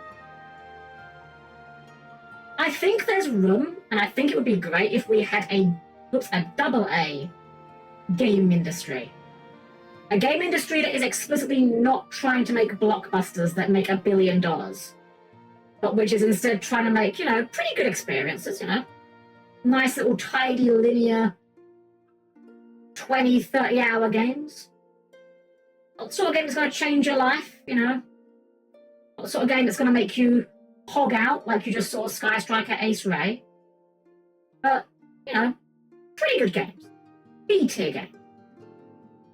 Lower budgets, quicker dev cycles. I'd like to see that. So you gotta do a full LP of the game. It's bizarre, alright? I'll be honest, I don't even know what the gameplay loop of that game is like. I know of the game, and that's kind of where my knowledge of it ends. I know it involves kissing people as a core mechanic, and that's about it.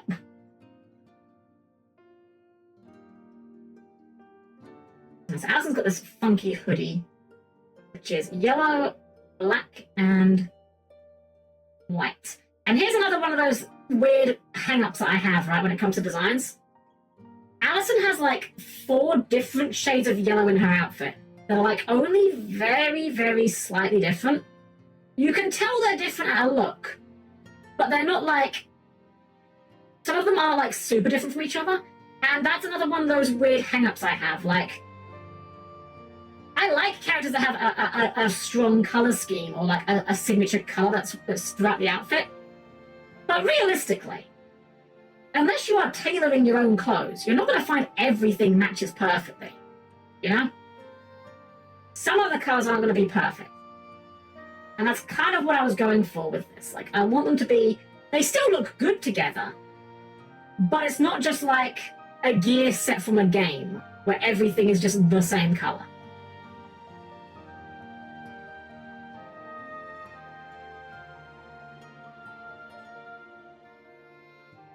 Case in point, her undershirts actually have more paler yellow.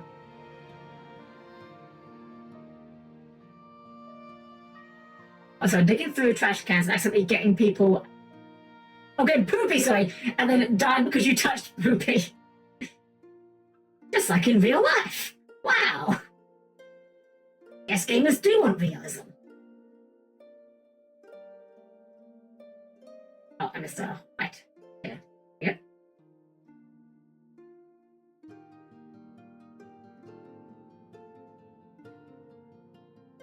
No, it's just like old Oregon Trail, dying of dysentery. To be fair, Terry's a pretty cool guy. You shouldn't diss him. Why are you dissing Terry? What did he do to you?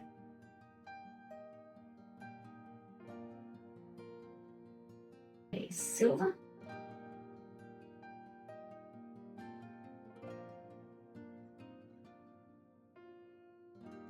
Oops, that's the wrong button.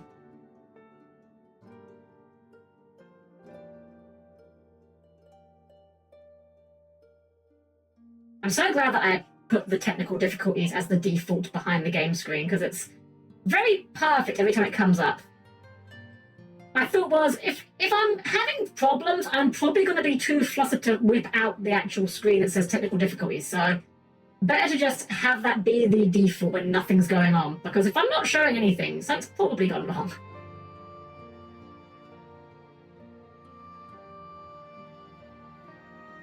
Oh, bit of the thing here. I wonder if I can, you know what, can I change the back? You know what I can do actually, I'm gonna put a background layer on it that's just gonna be like, do this real quick. There we go, that way I can just see if I've missed anything.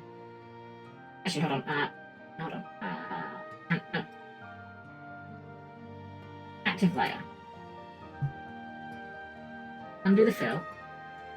There we go, now I can see if I've missed anything. I think I'll leave that for now, it's not too hard to look at. Any blue duppity. Ah, yeah, case in point, here, I didn't realize I missed that strap there. And this, didn't realise that was missing, didn't realise that was missing. Didn't realise this was missing. Because the character's got a very light colour palette, I suppose.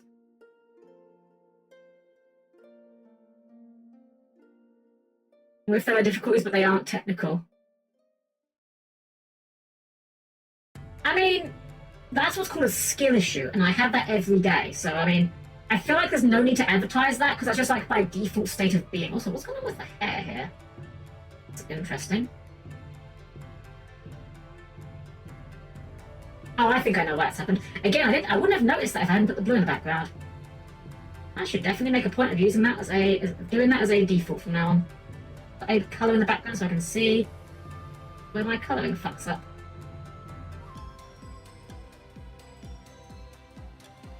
That's the wrong wire.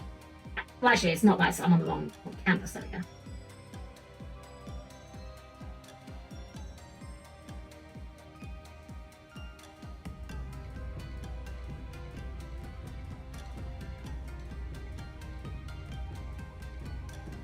Eyes. She's always got brown eyes. Beautiful brown eyes. Although less beautiful because the white has bled into them, but I will fix that. Hey Bumble, hello awesome streamer, and hello Reboot Mod. Welcome, have a good evening, welcome in. Pardon me, hope you had a wonderful evening and welcome in. Doing some art tonight, doing one of my old school OCs, haven't seen them in ages. And the last one I actually used Alison in anything was actually in Yomi's tabletop game. It was running a modern one. And Alison was there as a... the class was called Material Manipulator because Alison actually has shape-shifting powers. But not in the sense of like turning into animals and things, she just turns into like other people. Bit more like Mystique rather than Beast Boy. I've always liked like shape changing as a superpower, so it's like a really neat one. But it changes just a little bit. Yeah. Plus one works sometimes, but not all the time. It looks like a reboot with the head mask. That's fine, it's fine. It's actually not a mask. It looks like a helmet, and that's why my name is Helm-Chan, because it looks like a helmet. It's actually my head.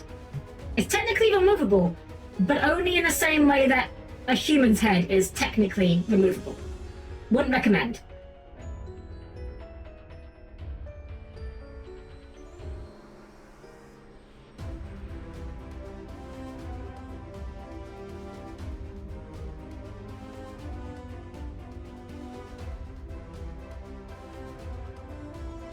We can probably use the filter on these, right?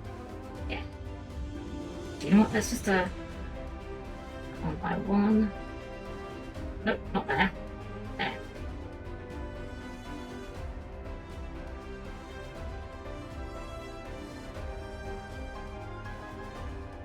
The reason it's coming up like multiple fills per section here is because I've got like set to be a bit particular. Seems to work out for me. Kind of. Sort of. Occasionally. Oh man, this thing always makes me think of people dying. This raid, people always seem to die on a certain mechanic, a very specific one. It's always the Megadeth mechanic. Let's see, we need to... Oh, is it just this?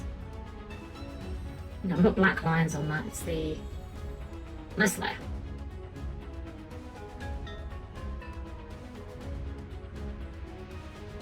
There we go, that's better. Oh, that's fine. You saw a very beautiful voice. Oh, thanks so much. Thank you. Oh man, actually a little bit, the old synthesizer's a little bit, it's a bit of a descaling or something. It's a little bit rough tonight, it feels, but I'll be okay. Just cast Don't Suck as a buff on your party so they don't die. God, I wish I could cast that on my party. Oh my god, that'd save me so much aggro. FF14 really does bring out the most toxic side of me, right? Because there is no nice way to say what I'm about to say. There's no nice way to say this without sounding like at least a little bit like a toxic douchebag.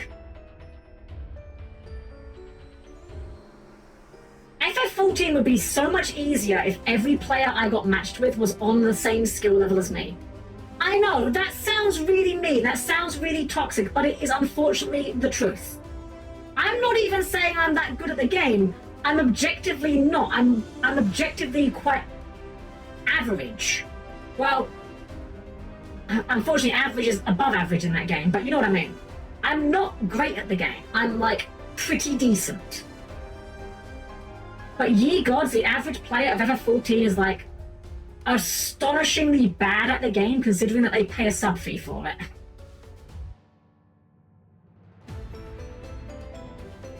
I'm not judging what people spend their money on. At the end of the day, it's their money. They can do whatever they like with it. But I could never imagine paying a sub fee for FF14 and being as bad as some of the players that I see with it.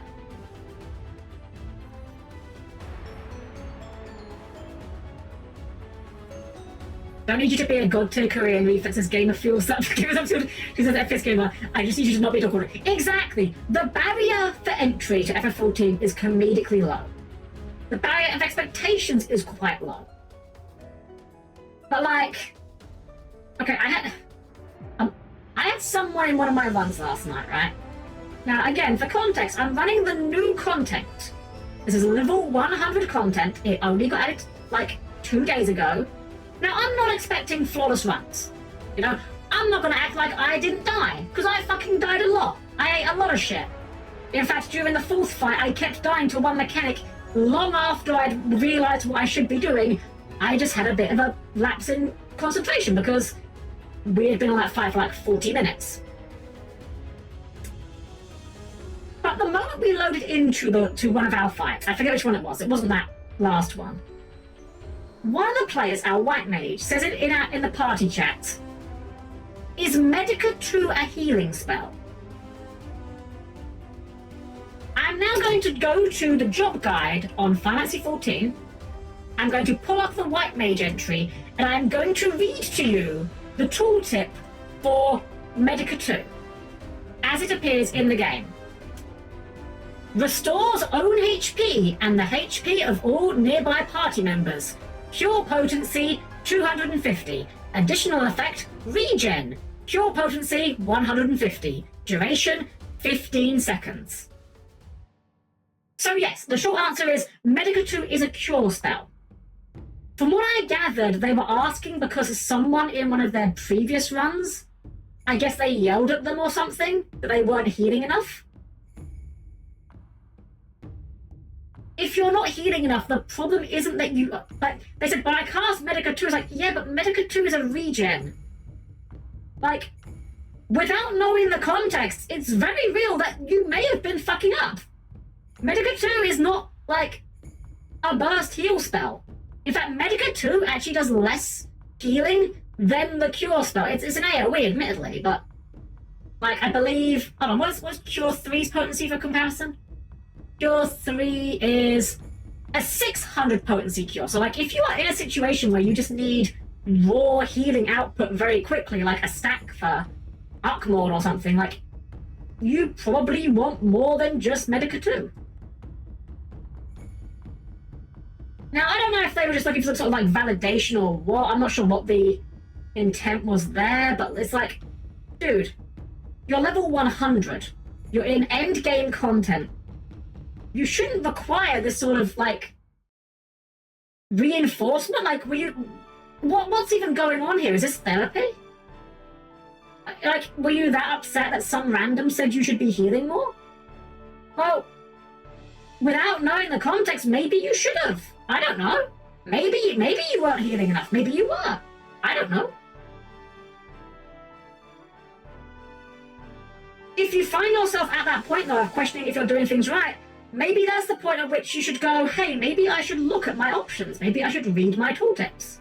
Maybe I should go and see what other people are doing. If only there was some sort of resource where I could find information about this game with millions of players. But surely nothing like that could possibly exist. No, there's dozens of resources. There's hundreds of resources. FF14 is probably the biggest MMO on the market at the moment. There's more resources than you could ever imagine. Go, read, learn. If you actually care about learning, there's plenty of places to do so. If you just want someone to hug you and say, no, no, babe, you're fine, that guy was just being mean, well, I'm sorry. Get good. There's not many games where I will say get good to people, but FF14 is literally an easy game. It is not hard to perform adequately in that game. Like I said it before, FF14 brings out my toxic side, I swear. I don't get toxic about many things, I like to think. But bad players in FF14 is one of them. I want to know, though, you know. What happens in FF14 when an entire party of that player get matched? And when I say that player, I'm not even talking about the guy I just was talking about. I'm talking about, like, the really bad players. Like the kind of players who get hit by every attack, who don't know how to do any of their rotation, barely hit any of their tank mitigations, hardly use any of their healing tools. What happens when those players get matched together? Like, are they still able to clear it? I genuinely want to know. I could never even pretend to be that bad. I would be bored. Like, if I went into a party with the intent on like, you know, LARPing as a bad player, I don't think I could do it. I would be bored of just only pushing one button. Not even as a joke. But, like, presumably it happens, right? Presumably, on occasion, the really bad players get matched. And do they just, like, not clear? Do they start blaming each other? Like, if you're the kind of player that's been getting carried through the entire game, at the point at which you can no longer be carried, do you do introspection, or do you come up with the old, am I so out of touch? No, it's the children who are wrong. I don't know, just something I think about more than I probably should. The other one is, we'll never know. We will literally never know, because those players aren't the ones that are aware of how bad they are. They're never going to post up those kind of runs, you know? This one. I want to say some game has a secret hell key like that where people got super reported would end up and can only play with players that were supported. I believe that's League. I think League has that.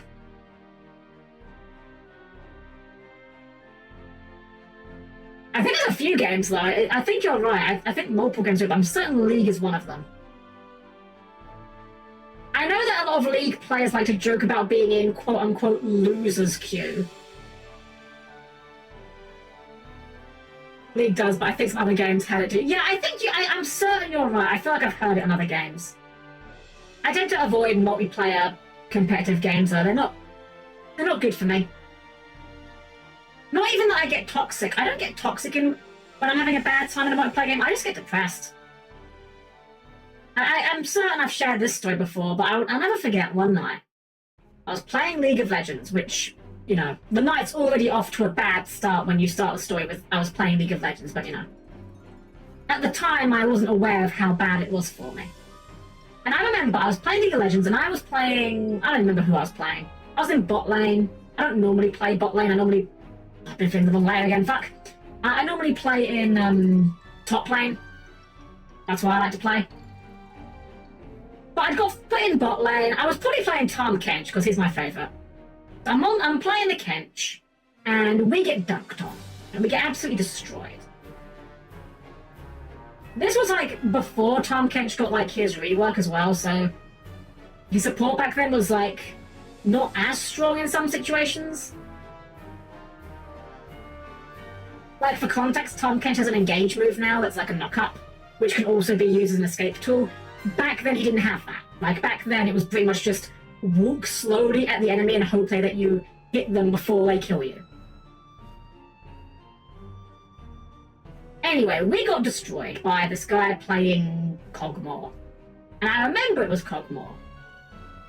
Because I remember thinking, wow, holy shit, this champ is so busted. This champ is so brain-dead busted. In fact, this guy is so brain-dead busted, I'm going to go and prove how busted they are by playing them, having never played them before. I'm going to unlock this champ just to play them and show how overpowered they are.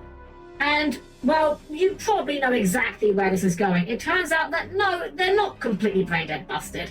I'm just not good at the game.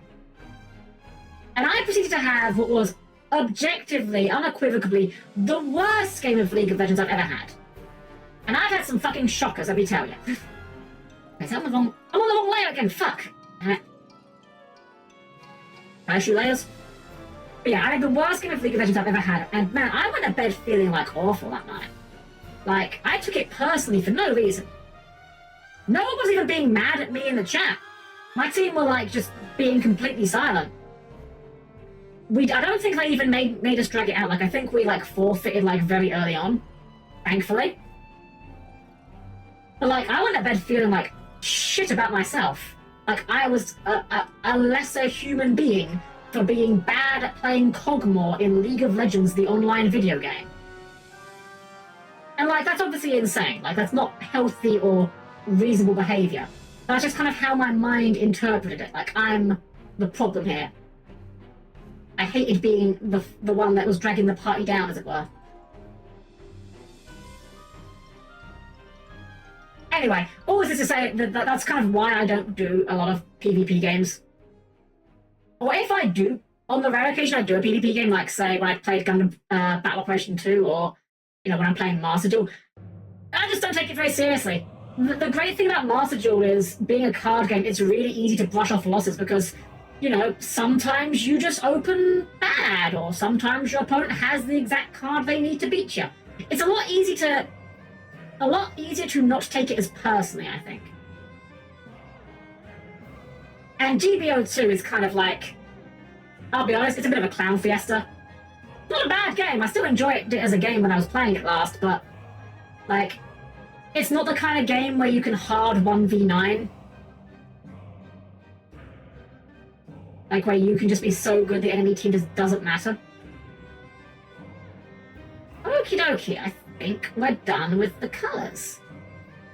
I almost don't want to shade it, but I think we can shade it. So this is awesome, this is what she looks like. This is her pretty efficient. Wow, that's taking us a lot longer than I thought we'd. I was planning on doing a few, but I might just do the one tonight, because this is taking us like 2.5 hours just to get to this point. I like how she's looking though. It's weird, because like, I know it sounds obvious. This looks a lot more like how I draw when I'm drawing on paper. In the past, I usually do things like, what's the word? When I do my digital art, I would do it with vectors. And I like some of the things you get out of vectors. But they can get a nice clean look. But you definitely lose a little bit of the, like, personality, I guess, you know?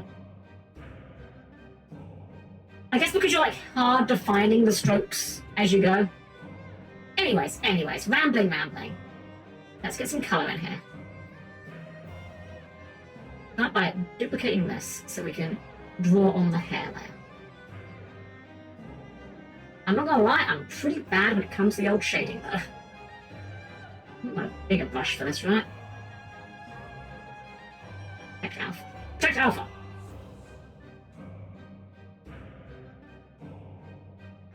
I'd like to do something like that, I think. Maybe the brush is a bit too big. Maybe like, well, that. Something like that.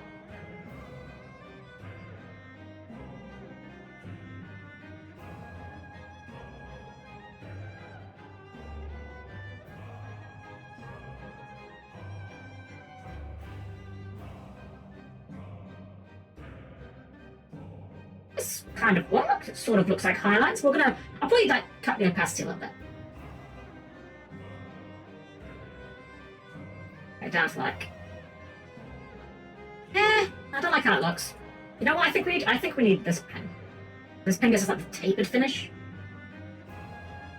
Yeah, maybe a bit bigger though.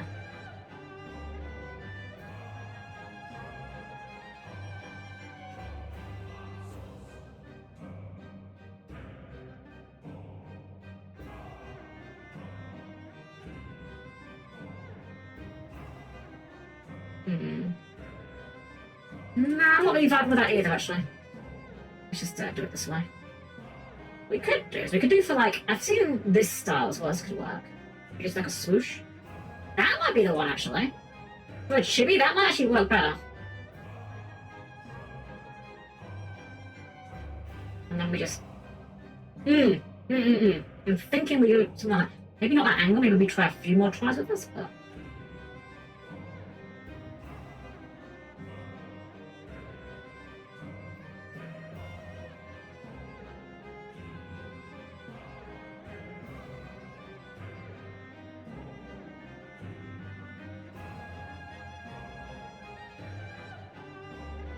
Maybe?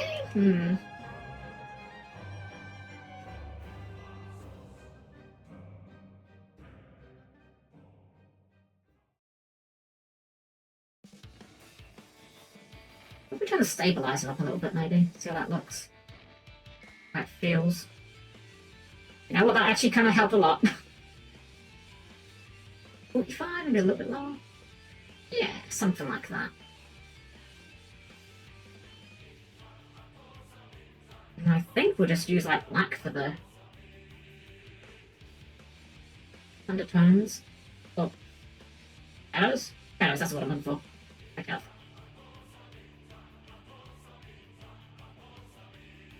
Oh, we're still on the fade-in pen. Let's go for this one.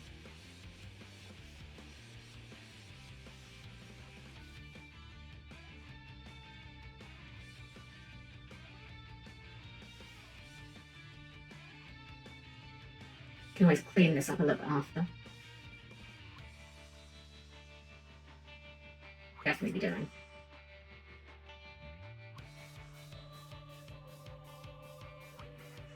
Oh, I've got the stabilized one, right. Let's lower that a little bit. Use some erasing.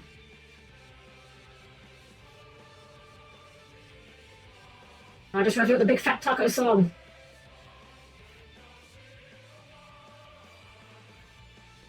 This song is like the iconic song, in my opinion, for... Okay, you know that thing? I'm sure everyone that's ever listened to an anime opening has had this experience. Where you're listening to the anime opening, you don't speak Japanese. You have no idea what all the lyrics are saying. But there's like a sentence or so that's in English. Or maybe not even in English, maybe it's just like in Japanese. It's like one sentence that you happen to know how to say in Japanese. And the moment it comes off, you're like hype as hell, you belt it out, and then immediately fall silent. That's kind of me with this song. Like the moment the chorus kicks in, I know the lyrics of the chorus, I don't know any of the other lyrics. Like I have no idea what's being said right now.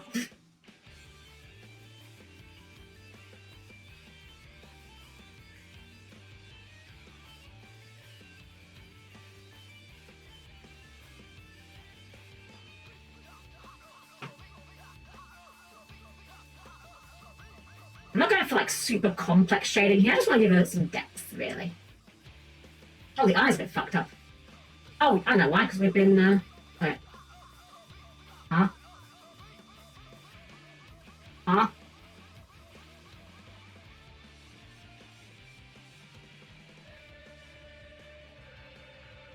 What? You know what? Band-aid fix up by just, light in the eye, I guess? What is the eye light one, actually?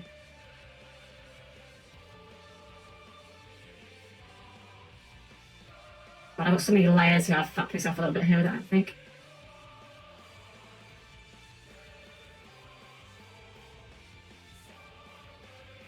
Oh, I know the problem.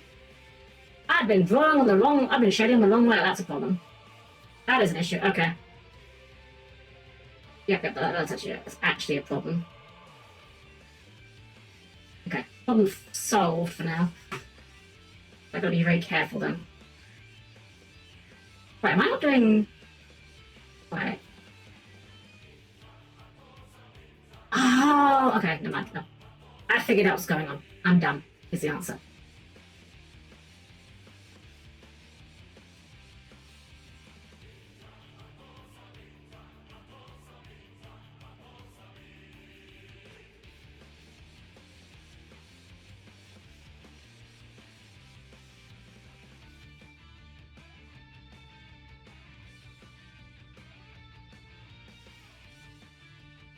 this one we want to kind of like...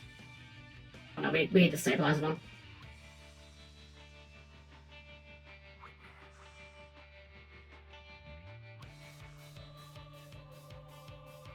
Something like this.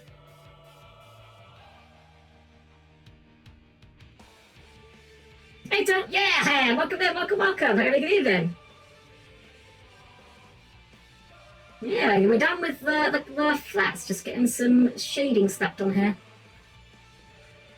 I'll be honest, shading has never been my favourite thing to do. Not a huge fan of it. One of those things I think is very much an art in of itself that an art that I'm not particularly good at, but we can get close enough. Although, wait, it's very dark on there. If I turn this up, that brightens that. Also brightens that. Yeah, that's in a weird way. It's kind of fucking me a little bit here. If we like there, and then if we do like this,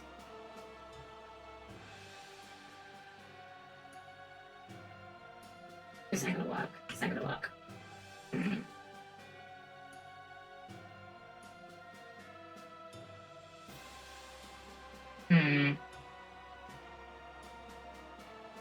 No, that's not what I want. I want overlay? No, not overlay. Lighten. That's a lighten. That's a there. Make this one up. And then that kind of works, but I need to fix the hair patches that I fucked up when I drew on the wrong layer. Oh no, that's the wrong tool.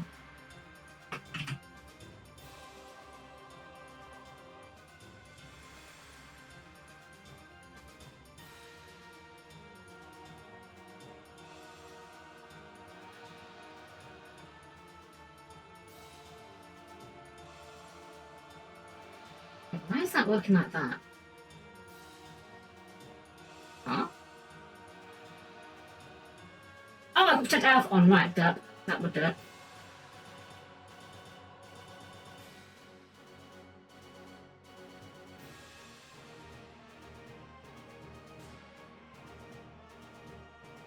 Yeah, I messed up my layers a bit. It's kind of come back to bite me a little bit.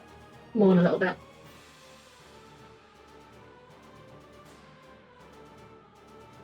Quite a lot.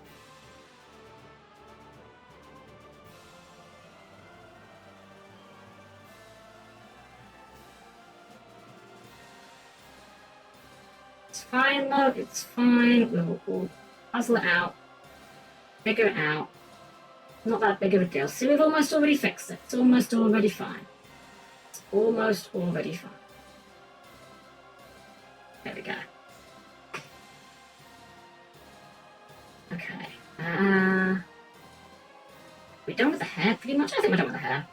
Again, we're going for just that simple shading here. I don't want to go for too deep. You know what? We can put a bit more on the darker side of things. The darkened.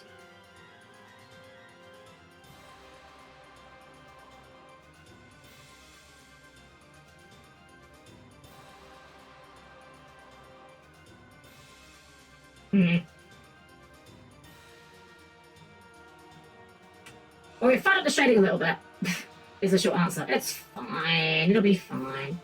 Won't be in the world. It still looks fine. She just still looks how I want it. I just need to be a bit more careful about my shading this time. Try and... No, don't do that. Don't merge. That one. Make sure I'm actually using the right layers for the right job.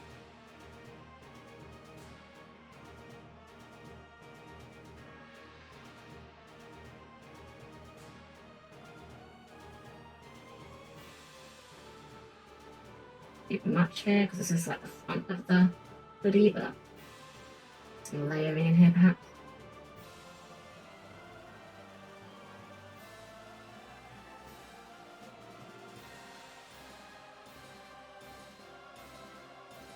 When we turn it down, we get a more subtle shade.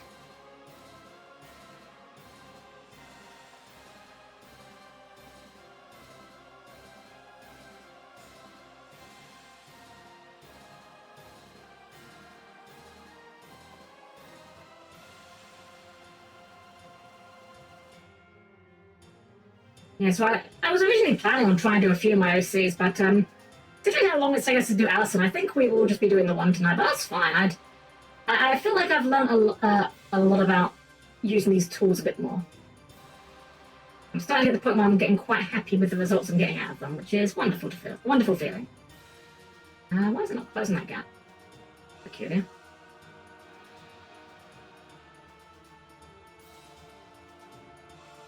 Oh, because the tolerance is too high, that'd be why. There we go.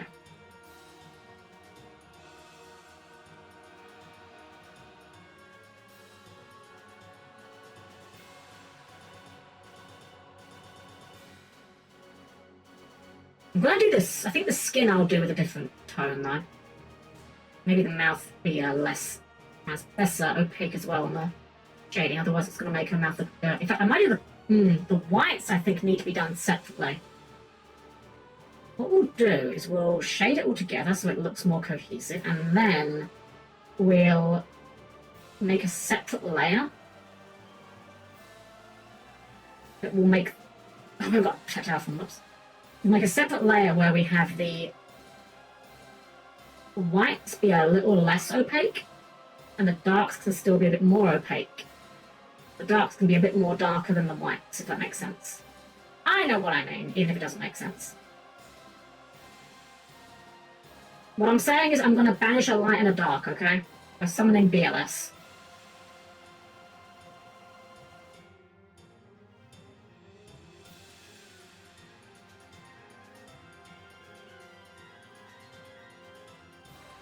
No, chaos is illegal, only order. You know what? We need order monsters. If we've got chaos monsters, where are our order monsters? I want monsters that say you can summon it by banishing only the same attribute. 2 lights or 2 darks, but not one of each. I'm banishing a light and a dark. Oh my gosh, yes. I'll banish a light and a dark for BLS, and I'll unbanish a light and a dark for WLS. Light Luster Soldier. That's MBT's final boss form. How did you craft extra Beatrices? I did not, although I actually need to check. I'm not sure if I've got any Beatrices. It's quite funny though, I'm pretty sure I said the other day, like when we were streaming, that Beatrice was not long for this world, and like the next day, the badness comes along and it's like, well, I mean, I hope someone answers that phone, because I fucking called it. Although I will be honest, I kind of would have liked to see a Lacrima hit. Or a Caesar hit. One of those I think would have been quite nice. I'm under no illusions that Beatrice was the more troublesome card. That's on a different layer. Fuck, what layer is that on? Why did I not name my layers? Because I'm dumb. My hubris knows no bounds.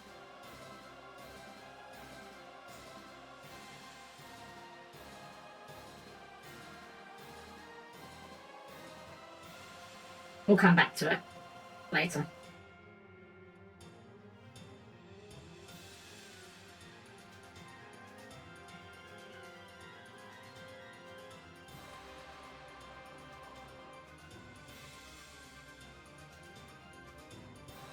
Yeah, I don't think I've got any copies of Beatrice. I suspect if I had any, I probably would have already dismantled them at some point when I'm just scrounging for dust.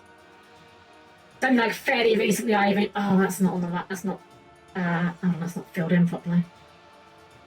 It's only fairly recently I even considered the idea that Beatrice was going to get banned.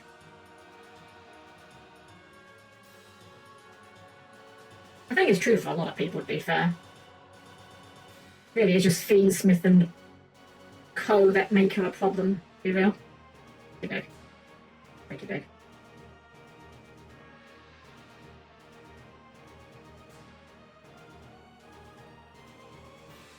5, I think. Well, I should have made better note of what size I was using.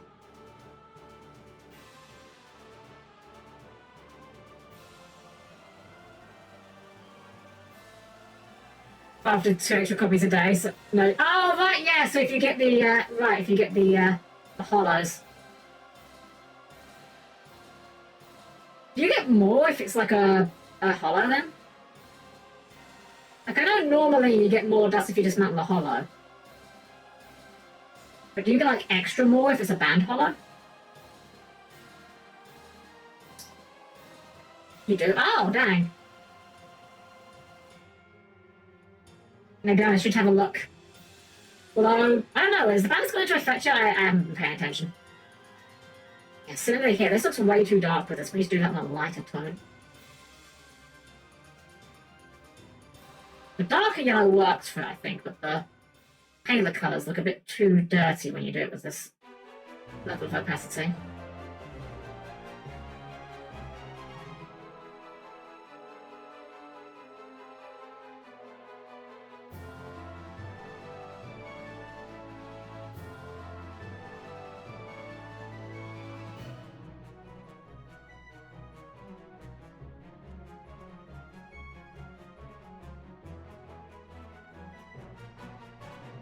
Take effect on the 10th of April. Okay, so we've got a little while, yeah. Maybe I'll have a look.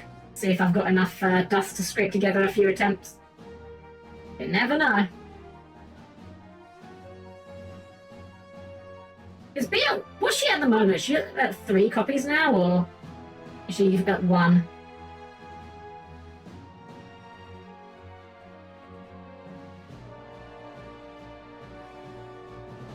She's at 3? Oh wow, so lots of chances to try for it then, I suppose. I say lots, more like 3. You know, in a weird way, in a very weird way, I almost don't want to try for it. Because what if I get a royal bee, right? Like, on the one hand, yay, more dust. On the other hand, why does that not work? Oh, I know why. On the one hand, yay, more dust. On the other hand, that is dust that could. That is if I get the bee, that could have been a key skill. Like if I use my luck on the 1% trying to get a bee instead of a key skill, I think I would die.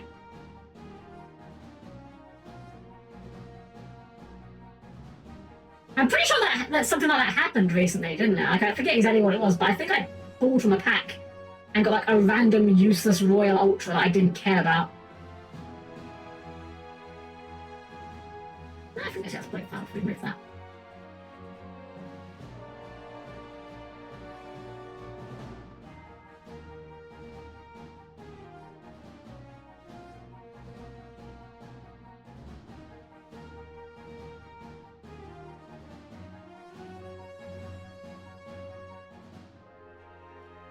I love these like ridged cuffs because they're like the simplest things to make look good. You just got to shade either side of the line. It sells what you're trying to do so easily. Almost like cheating. Hey, Muffin Mom, welcome. Good evening. Lovely to see you. Oh, why am I? Oh, is this on a different layer? I did on a different layer. Am I that dumb? Probably. My layers are like an absolute abomination. Like over 20 layers in this mess. No, let's use the mouse first. It's going to take a bit of experimentation.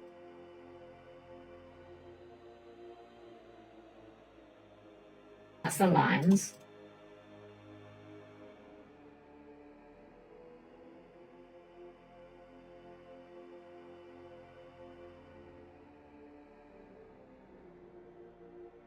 Wait. How did I not find it? How did I not find the one layer where these... Is it on the hair layer? On the hair layer, okay. Well, at least now I know where it is. Okay, there it is. Oh, that makes sense actually, because I used the hair. Well, I edited. I did the pen on a separate layer. That's what I'm trying to get at here.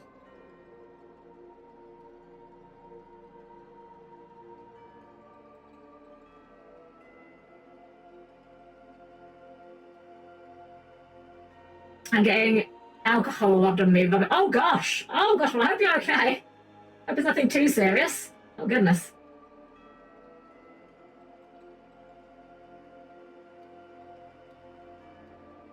Is that not lightning like I want to?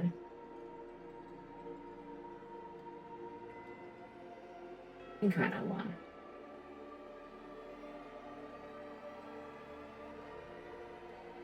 There we go. Not that. Good.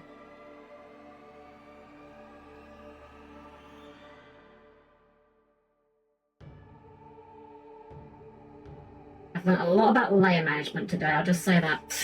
Long story short, thumbtacks and barbed wire, oh my gosh. Well, I hope you're okay. It's weird you say that, because I know you do your wrestling. I was on YouTube, and I got a video from a wrestler guy recommended to me. No idea why. Because, like, I'm not really big into wrestling. It's not really my thing. Nothing against it, of course, just not really something I ever really got into. But I got a video from a wrestler guy who, from what I can gather from context, I guess he was a wrestler, and now he just kind of does YouTube videos, which, hey, all power to him. Share your knowledge. And the entire premise of the video was literally, does it hurt for wrestlers to fall on thumbtacks? I had a feeling you'd know who I somehow had a feeling you'd know, yeah. And from what the conclusion was basically, yes, but perhaps not as much as you might think. Which, on the one hand, I'm relieved. On the other hand, I'm still very much okay with never experiencing it. I am perfectly okay with taking his word for it.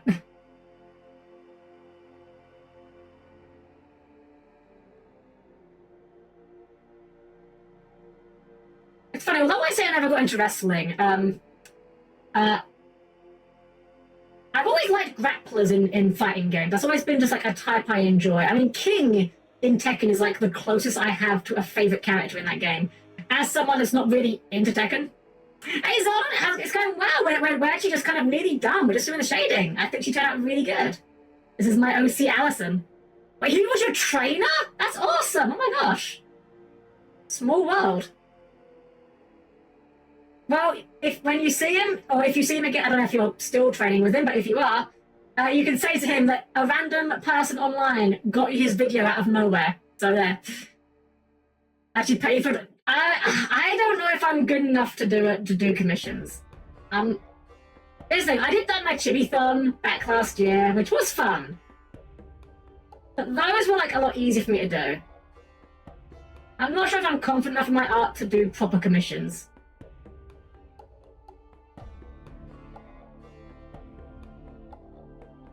I definitely need to learn to manage my layers better, that's for sure. Holy shit, this layering is a mess.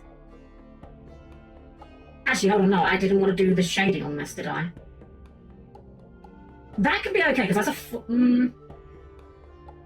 don't know, maybe it's okay?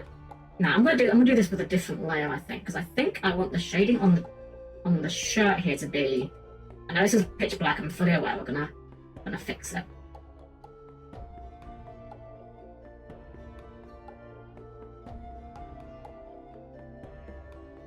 My full show, obviously, but if you're open to it, I'm always looking to pass.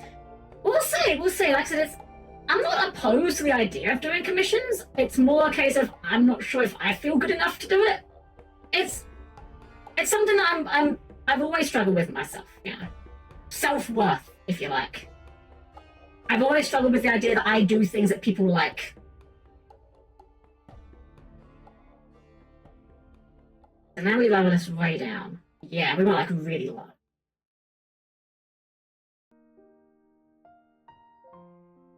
This would fall like this, actually, I think. Like all this excess that we put in.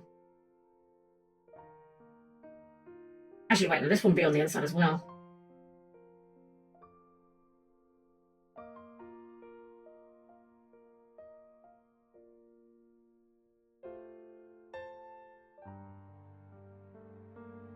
Oh wait, I won't say who it is, but I helped a VTuber officially debut as a real wrestler, and I fought against Miz there first. Oh, heck yeah! Awesome. Like I said, I never got into wrestling, but it was never anything against it. I just never really, nothing really something I got into. Although I did play the heck out of, oh gosh, I've already forgotten which it is. I mentioned this like not that long ago. Was it WWF Warzone on the N64? I remember enjoying the heck out of that game. That was like my last exposure to... Again, this probably says a lot. When people I knew liked wrestling... No, rephrase that. When I knew people who were like into wrestling, the wrestlers that were like current were like The Rock, and Steve Austin. Like, that's how far back it was when I was like, when I knew people who were like getting into wrestling. So that tells you how long ago that was. You stream out like your face so blur. Ha! Joke's on you, I haven't got a face. Kind of. I have eyes. Does that count as a face? It's part of a face, I guess. I have elements of a face. So much I get paid before I have a typo, so I got paid 300 every 30 minutes. I mean, it's not a bad rate. Pretty good money per hour when you think about it that way. Could never be me though, unfortunately. I have never been athletic, not even remotely. I'm not quite to the point of I get winded walking up a flight of stairs, but I am to the point of when I lift something heavy, it takes my fingers several minutes to recover.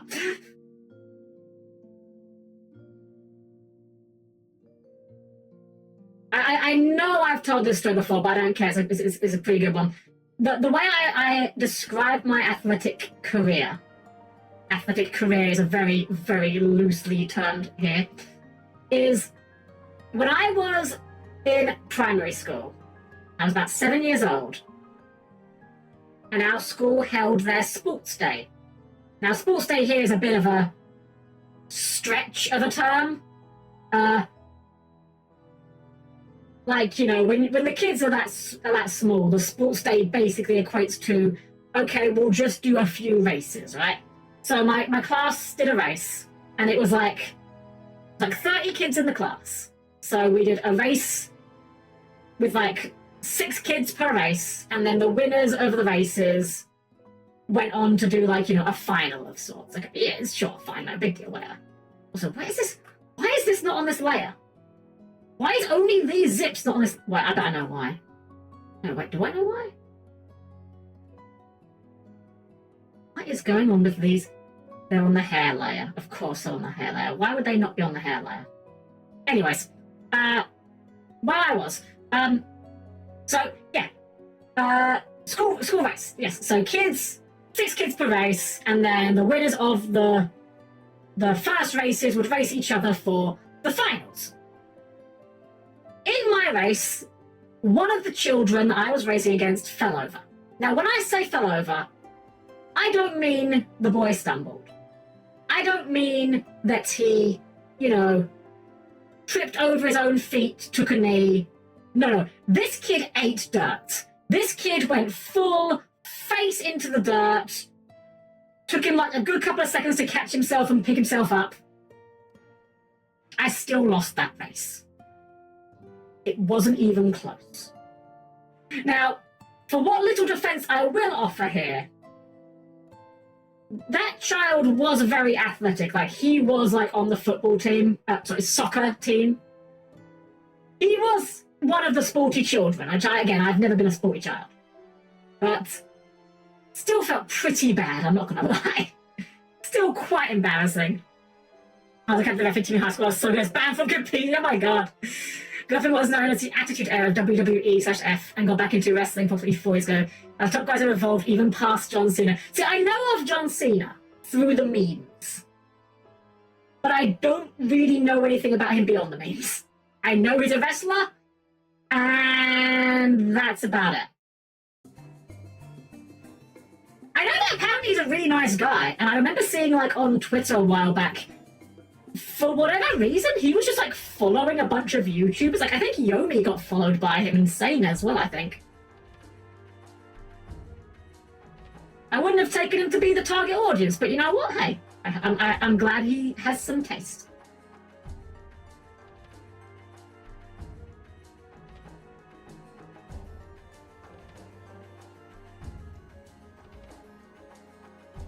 Yeah, you can tell I'm not going to put much effort into the feet, because again, I don't like drawing feet. They're hard to draw.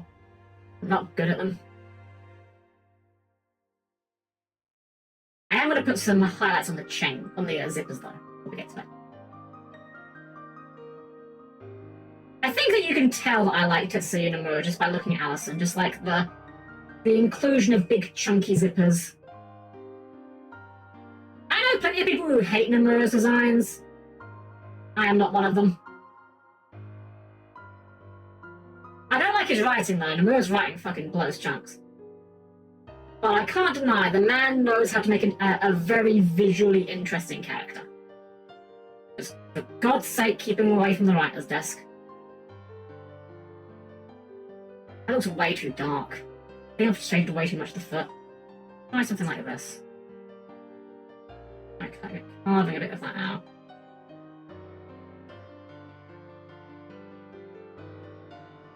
That'll do. It's vaguely foot-like, I guess. Again, I'm not too worried about the feet being perfect. I'm not gonna sweat it. Oh, I've done the skin tone as well. Right, so skin tone's awkward, because skin tone, actually, I'm not gonna shade in black, because I don't think skin tone ever looks good shaded in black. Like, you can shade it and, like, thin it, but, like, it just looks dirty. So what we do for skin tone is we grab the skin tone and we saturate it a bit more. Darken it a little bit there, and that'll be what we paint with. But what layer is my skin tone on? Good question, Helm. Glad we asked it. No idea. We've got it on this layer. We can work from here. That looks way better.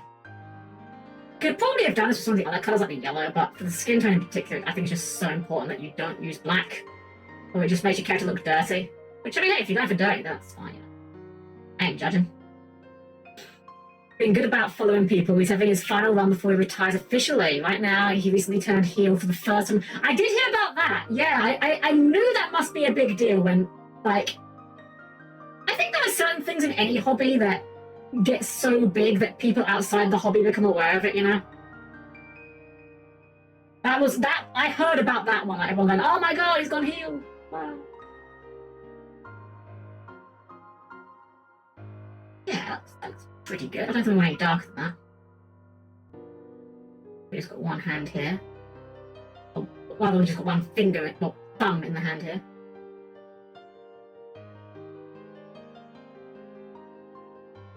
He made like internationals. Yeah, it was crazy. I mean, let's be fair, Yu-Gi-Oh! Had their moment of that not terribly long ago when Jeff Leonard took Exodia into the feature match and won. I remember seeing that like everywhere, like people I hadn't spoken to in a while, but who knew I was into Yu-Gi-Oh! Like, oh my god, Exodia won! I'm like, I know.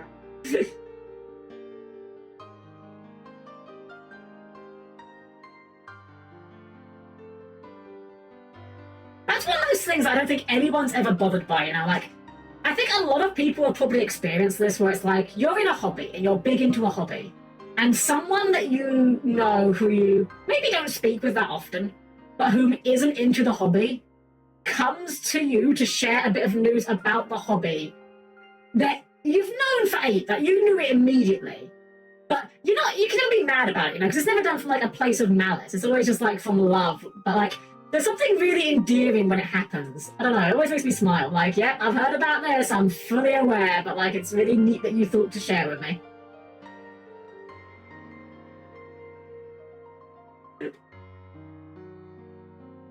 I do some, some highlights on the face as well.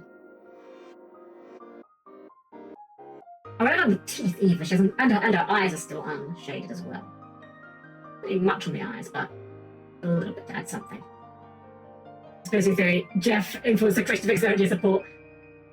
You never know. I'm just saying we can't say that that wasn't the case.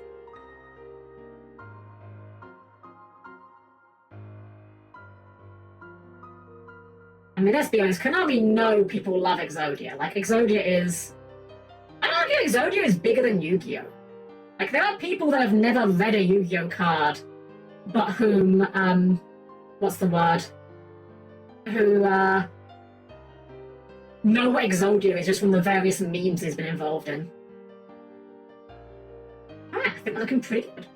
And mine's back. Oh my gosh! I mean, yeah, you can't tell me about that! Oh my god, you got that done? That's awesome! Like, if you wanna send it my way, I'll put it up on stream. Okay, I'll have a look.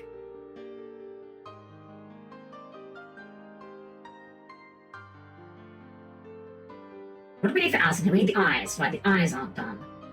I think they're on this layer. Or one of these layers. This layer. Do some darkening of the eyes here.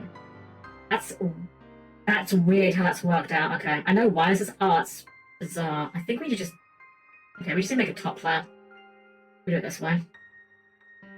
We're gonna go select this. And also we need a little bit extra.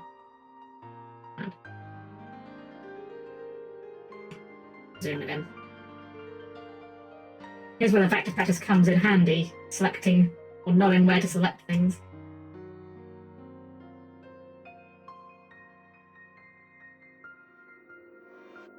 Now you guys come in. Oh, excellent! Oh, heck yeah! Well, I'm very excited to see it. Heck yeah! Ah, thank you for asking me about it. I'm always very flattered when people want to get like art of me. I actually need to ask you a opinion about, but oh, heck yeah! Whatever you want to know, just let me know. I think we do a little bit like this, and then we make it very, very low. Just a bit of depth on the eyes, and then we do the same on the brown. Only the brown. But you know what? If we hide this, we can just do this. Go brown. And then we go something like this. No, it's not this, I think it is. You know what? You know, whilst I've tried to shade eyes, I've never been good at them. I think you do something like this and this. Kind of works. I imagine how investing it. Look, I don't mind wearing so flashy. Do you want the robot head to be included? What do you mean, do I want the robot head to be included? That's my head! This is my head! There is no alternative head! What other head would there be? I don't have a human head. I debated about it, you know. I did consider the idea of, should I get a human head? The head stays on. Exactly, yeah, exactly. It is my head. It is my head. It is technically removable in the same way that your head is technically removable.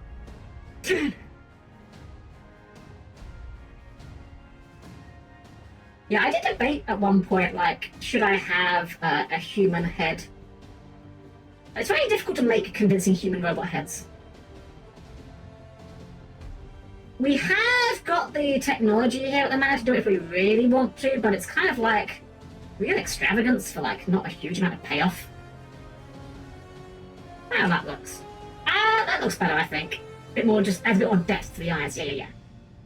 And then we just need a little bit on the teeth, and I think, the teeth and the shine on the old. I'll clean that up.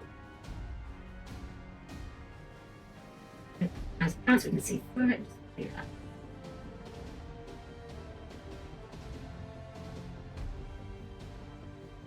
You know, that would be a fun idea for one day, though. Like, ask people, like, what do you think I would look like if this was a mask? If it wasn't my actual head, what do you think the human beneath would look like? But I think that, in a way, my April Fool's Day model, human head, Zordon. I have to show this. Hold on. What you are describing actually exists. Not a model. Gosh, where did I save this? Oh, I know where this is saved, I think. I think it's under this folder. Here we go. Behold! I drew this for April's Fool's one year. Behold, Bonnet-chan. It's literally just the reverse of how I actually am. Instead of being very robot-y head and very human body, it's the exact opposite. I even tried to make, as you can see, the dress itself is even robotic. I'm not gonna lie, there was a part of me that was thinking for the model going down like the full robot route, but I think that the juxtaposition is a charm point. That's what I tell myself at least. Alright, so I think we just have the zipper bits to go, which shouldn't be too hard. We're just gonna put some little white highlights on them and thin that about, and that should be pretty much it. And a very small brush for this. 2-pointer? Yeah, that'll do us. Actually, maybe a 3. Yeah, 3 feels a bit better.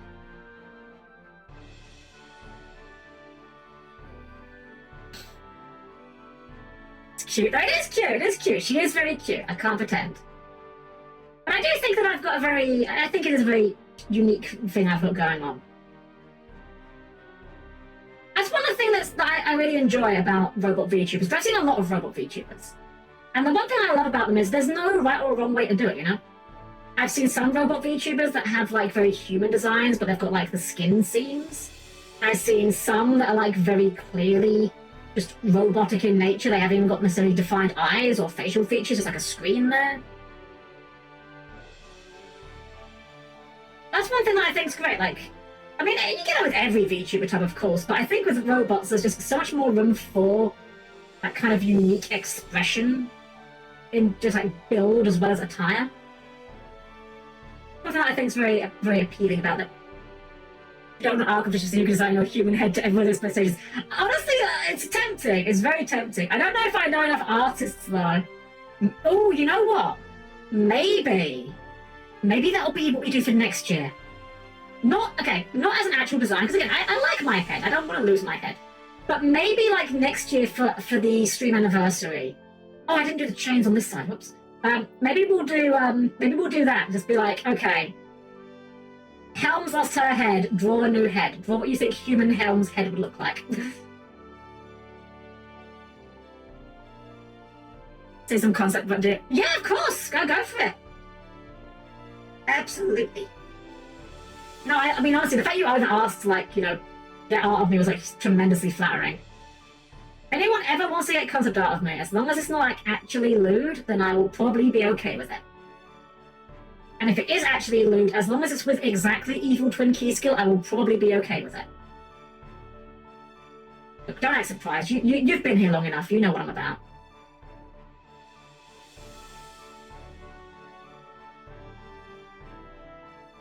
I can only drop the Joshua Schmidt creepypasta. Yes, the Joshua Schmidt creepypasta, where he plays haunted sky strikers and Ray is photorealistic with bloody eyes. Unironically, I kind of love creepypasta just because I think it's like such a unique medium. It's kind of like modern day ghost stories in a way, but like I can't imagine any other medium in which creepypasta exists as it currently does.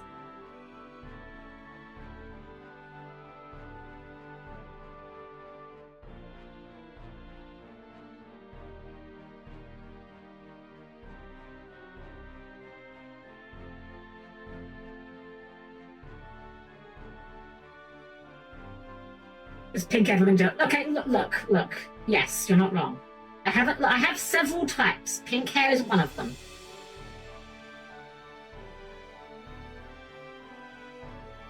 I mean, there's a parallel universe where I had pink hair. Because when it came to, so I was just fine. I did, you know, Yomi said this multiple times. I designed Yomi's original concept. Like, I designed the original design of Yomi Quinley, the character.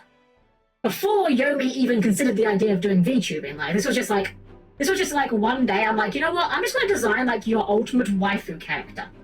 I'm just going to take a bunch of traits of characters that I know you enjoy, I'm going to slap them onto one character and we're going to see how it turns out. See if like there can be too much of a good thing. And Yomi was like, oh my god, wait, no, I love her, this is perfect. And thus Yomi, the character, was born.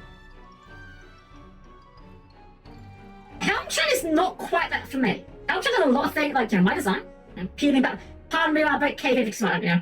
My design has a lot of things that I like. It's not everything I like.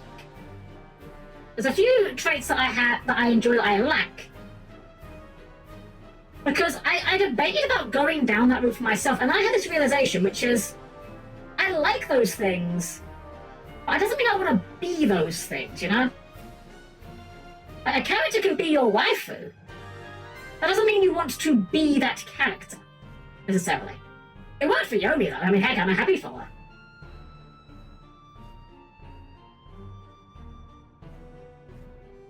Alright, I think we're... Actually, you know what? Maybe just a little bit under the shirt there, because there's a bit of a... I think over here, so there should be a bit of a shade underneath. I start to lose that. My husband's okay with that. I don't mind care, however, just because I think that's something everyone... Exactly. Someone... Okay, look. Someone actually has drawn lewds of me. And it's really weird. I'll be honest, I'm not even, like, offended by it. I'm just kind of confused. Because, like, they didn't ask me first, so like, you know, that's a bit whatever, a bit rude. Would rather they asked first, but it's like, I don't know who this person is. I don't know if this was someone commissioning this person to draw them. I don't know if this was a viewer. I have no idea. So it's just left me like really confused more than anything. Like at the end of the day, like it's definitely a bit weird. Again, I definitely would have rather they asked first. But like it's hard not to feel like some sort of weird sense of flattery about it. Like you don't draw lewds about someone because you hate them. And it's not like, you know, actual lewds. Like you might draw like, you know, scribbly shitpost lewds, but you know. I don't know. It just made me feel really weird about the whole thing, I'll be honest. Anyway, yeah, that's definitely not lewd. Let's just go ahead and fit this one to the canvas. How do we do that in this program? This is... I actually don't know. Let's see. Edit image canvas size. That's not an easy function for this. Okay, so we have to just crop it manually. 15. That's a bit far. Do 1500. Do that. I think we just have to do it bit by bit with the canvas size settings. A little awkward, but yeah, whatever. Too small. Way too small. That's maybe too big. Okay, and then we'll just reset them into the middle bit.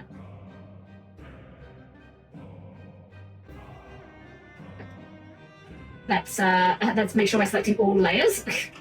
How do I do that? I know you can do it.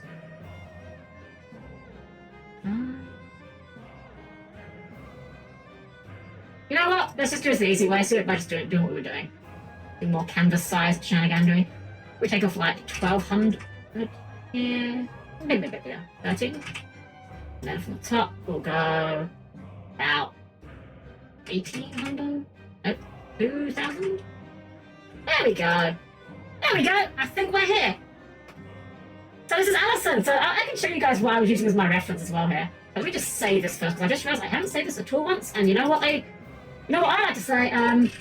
Save early, save often. But I did not take my own advice here. So yeah, just to show you the reference for Alison that I've been using here. This is her most recent like actual reference artwork that I made a while back. Where is she? Here it is. Copy. I got in here. So yeah, this was the reference artwork. You can definitely see the resemblance. I mean, of course it's resemblance, the same character, but yeah, it's awesome. I love her so much. She is my little dumbass, but I love her. She's adorable. I'm pretty happy how it's turned out. I've definitely gotten a bit more of a feel for this, and this, again, this feels like. It feels a lot more like my style, like how I like my art to look. Like, heck, even though these were done in very different programs with very different methods, like again, this was all vector lines. None of this was done with bitmaps. This was all vectors, and you can really see that on certain things. Like the zippers are all the same item, just copied. But you can also see things like the zigzag on the leg zippers here look terrible because the vectors are not good for those kind of lines. But I like how this looks. I'm really happy with it. It's very cute. Thank you. I'm really happy with it as well. Enough of that. I'll get back to you in a bit. I think we're going to wrap up, okay? So, yeah, we'll see you on... I'll get your DM, I meant to say, in a bit. When I'm done. If I don't reply within like an hour, poke me because I will have probably forgotten amidst doing post-streamery things. But now, though, let's go do a raid, shall we? So... Please keep your arms, legs, and various body parts clear the closing doors. And I'll see you there in just a sec. Alrighty guys, well thank you all again for joining me for our second... Wait, second? Yeah, well we did one with Darla the other week, but our second solo art stream in a while. I'm really enjoying doing art and improving, and honestly I want to do a few more of these. I don't know if I'm going to make it like... an every week kind of thing or not. Probably not. But I definitely am enjoying, like, you know, practicing and hanging out with you guys. And heck, it gives me an excuse to show off my OCs to you guys. Because again, that was just one of them. Alison's just one of my OCs. I've got a heckin' ton of them. Like, hold on, you know what? I'm going to just for funsies open up my folder. Let's see. So, characters that I've drawn more to it. 1, 2, 3, 4, 5, 6, 7, 8, 9, 10, 11, 12, 13, 14, 15, 16, 17, 18, 19, 20, 21, 22. Okay, I've got about 22, 25-ish OCs in total and that's not even counting ones that I only do like once. Like a lot of my OCs start as Pathfinder or other tabletop characters, and over time I'm just like, yeah, I like you. You're gonna be a mainstay now. So heck, there's plenty more we can draw. OC showcase no stars. Well, maybe. Or maybe we just keep trickling. Maybe we'll just keep trickling them out and doing chibis for all of them. Until we just get a whole bunch of chibis to line up. That's one thing that I love about having like chibis is lining them all up. Like it makes them feel like they're a collection or something, you know. As someone that likes collecting things like Dumpler and stuff, I really enjoy having just sets of things that look like they belong together. Get in the Helm. Ah, thank you. Well, for tonight, guys, we're gonna go and raid out, and we're gonna raid into. Oh my god, it's like fate. So, oftentimes on Thursday when we do Yu-Gi-Oh, we often raid into Snug. Snug is doing art as well today. We apparently share the same brain cell. So we're gonna do, as always, a perfectly normal maid raid. And you know what? We're gonna throw him in there because he's new. We're gonna throw in the Pog the Jan at the end. If you aren't subscribed, you can leave the emotes out, of course. Just do a heart or a smiley face. You know how it goes.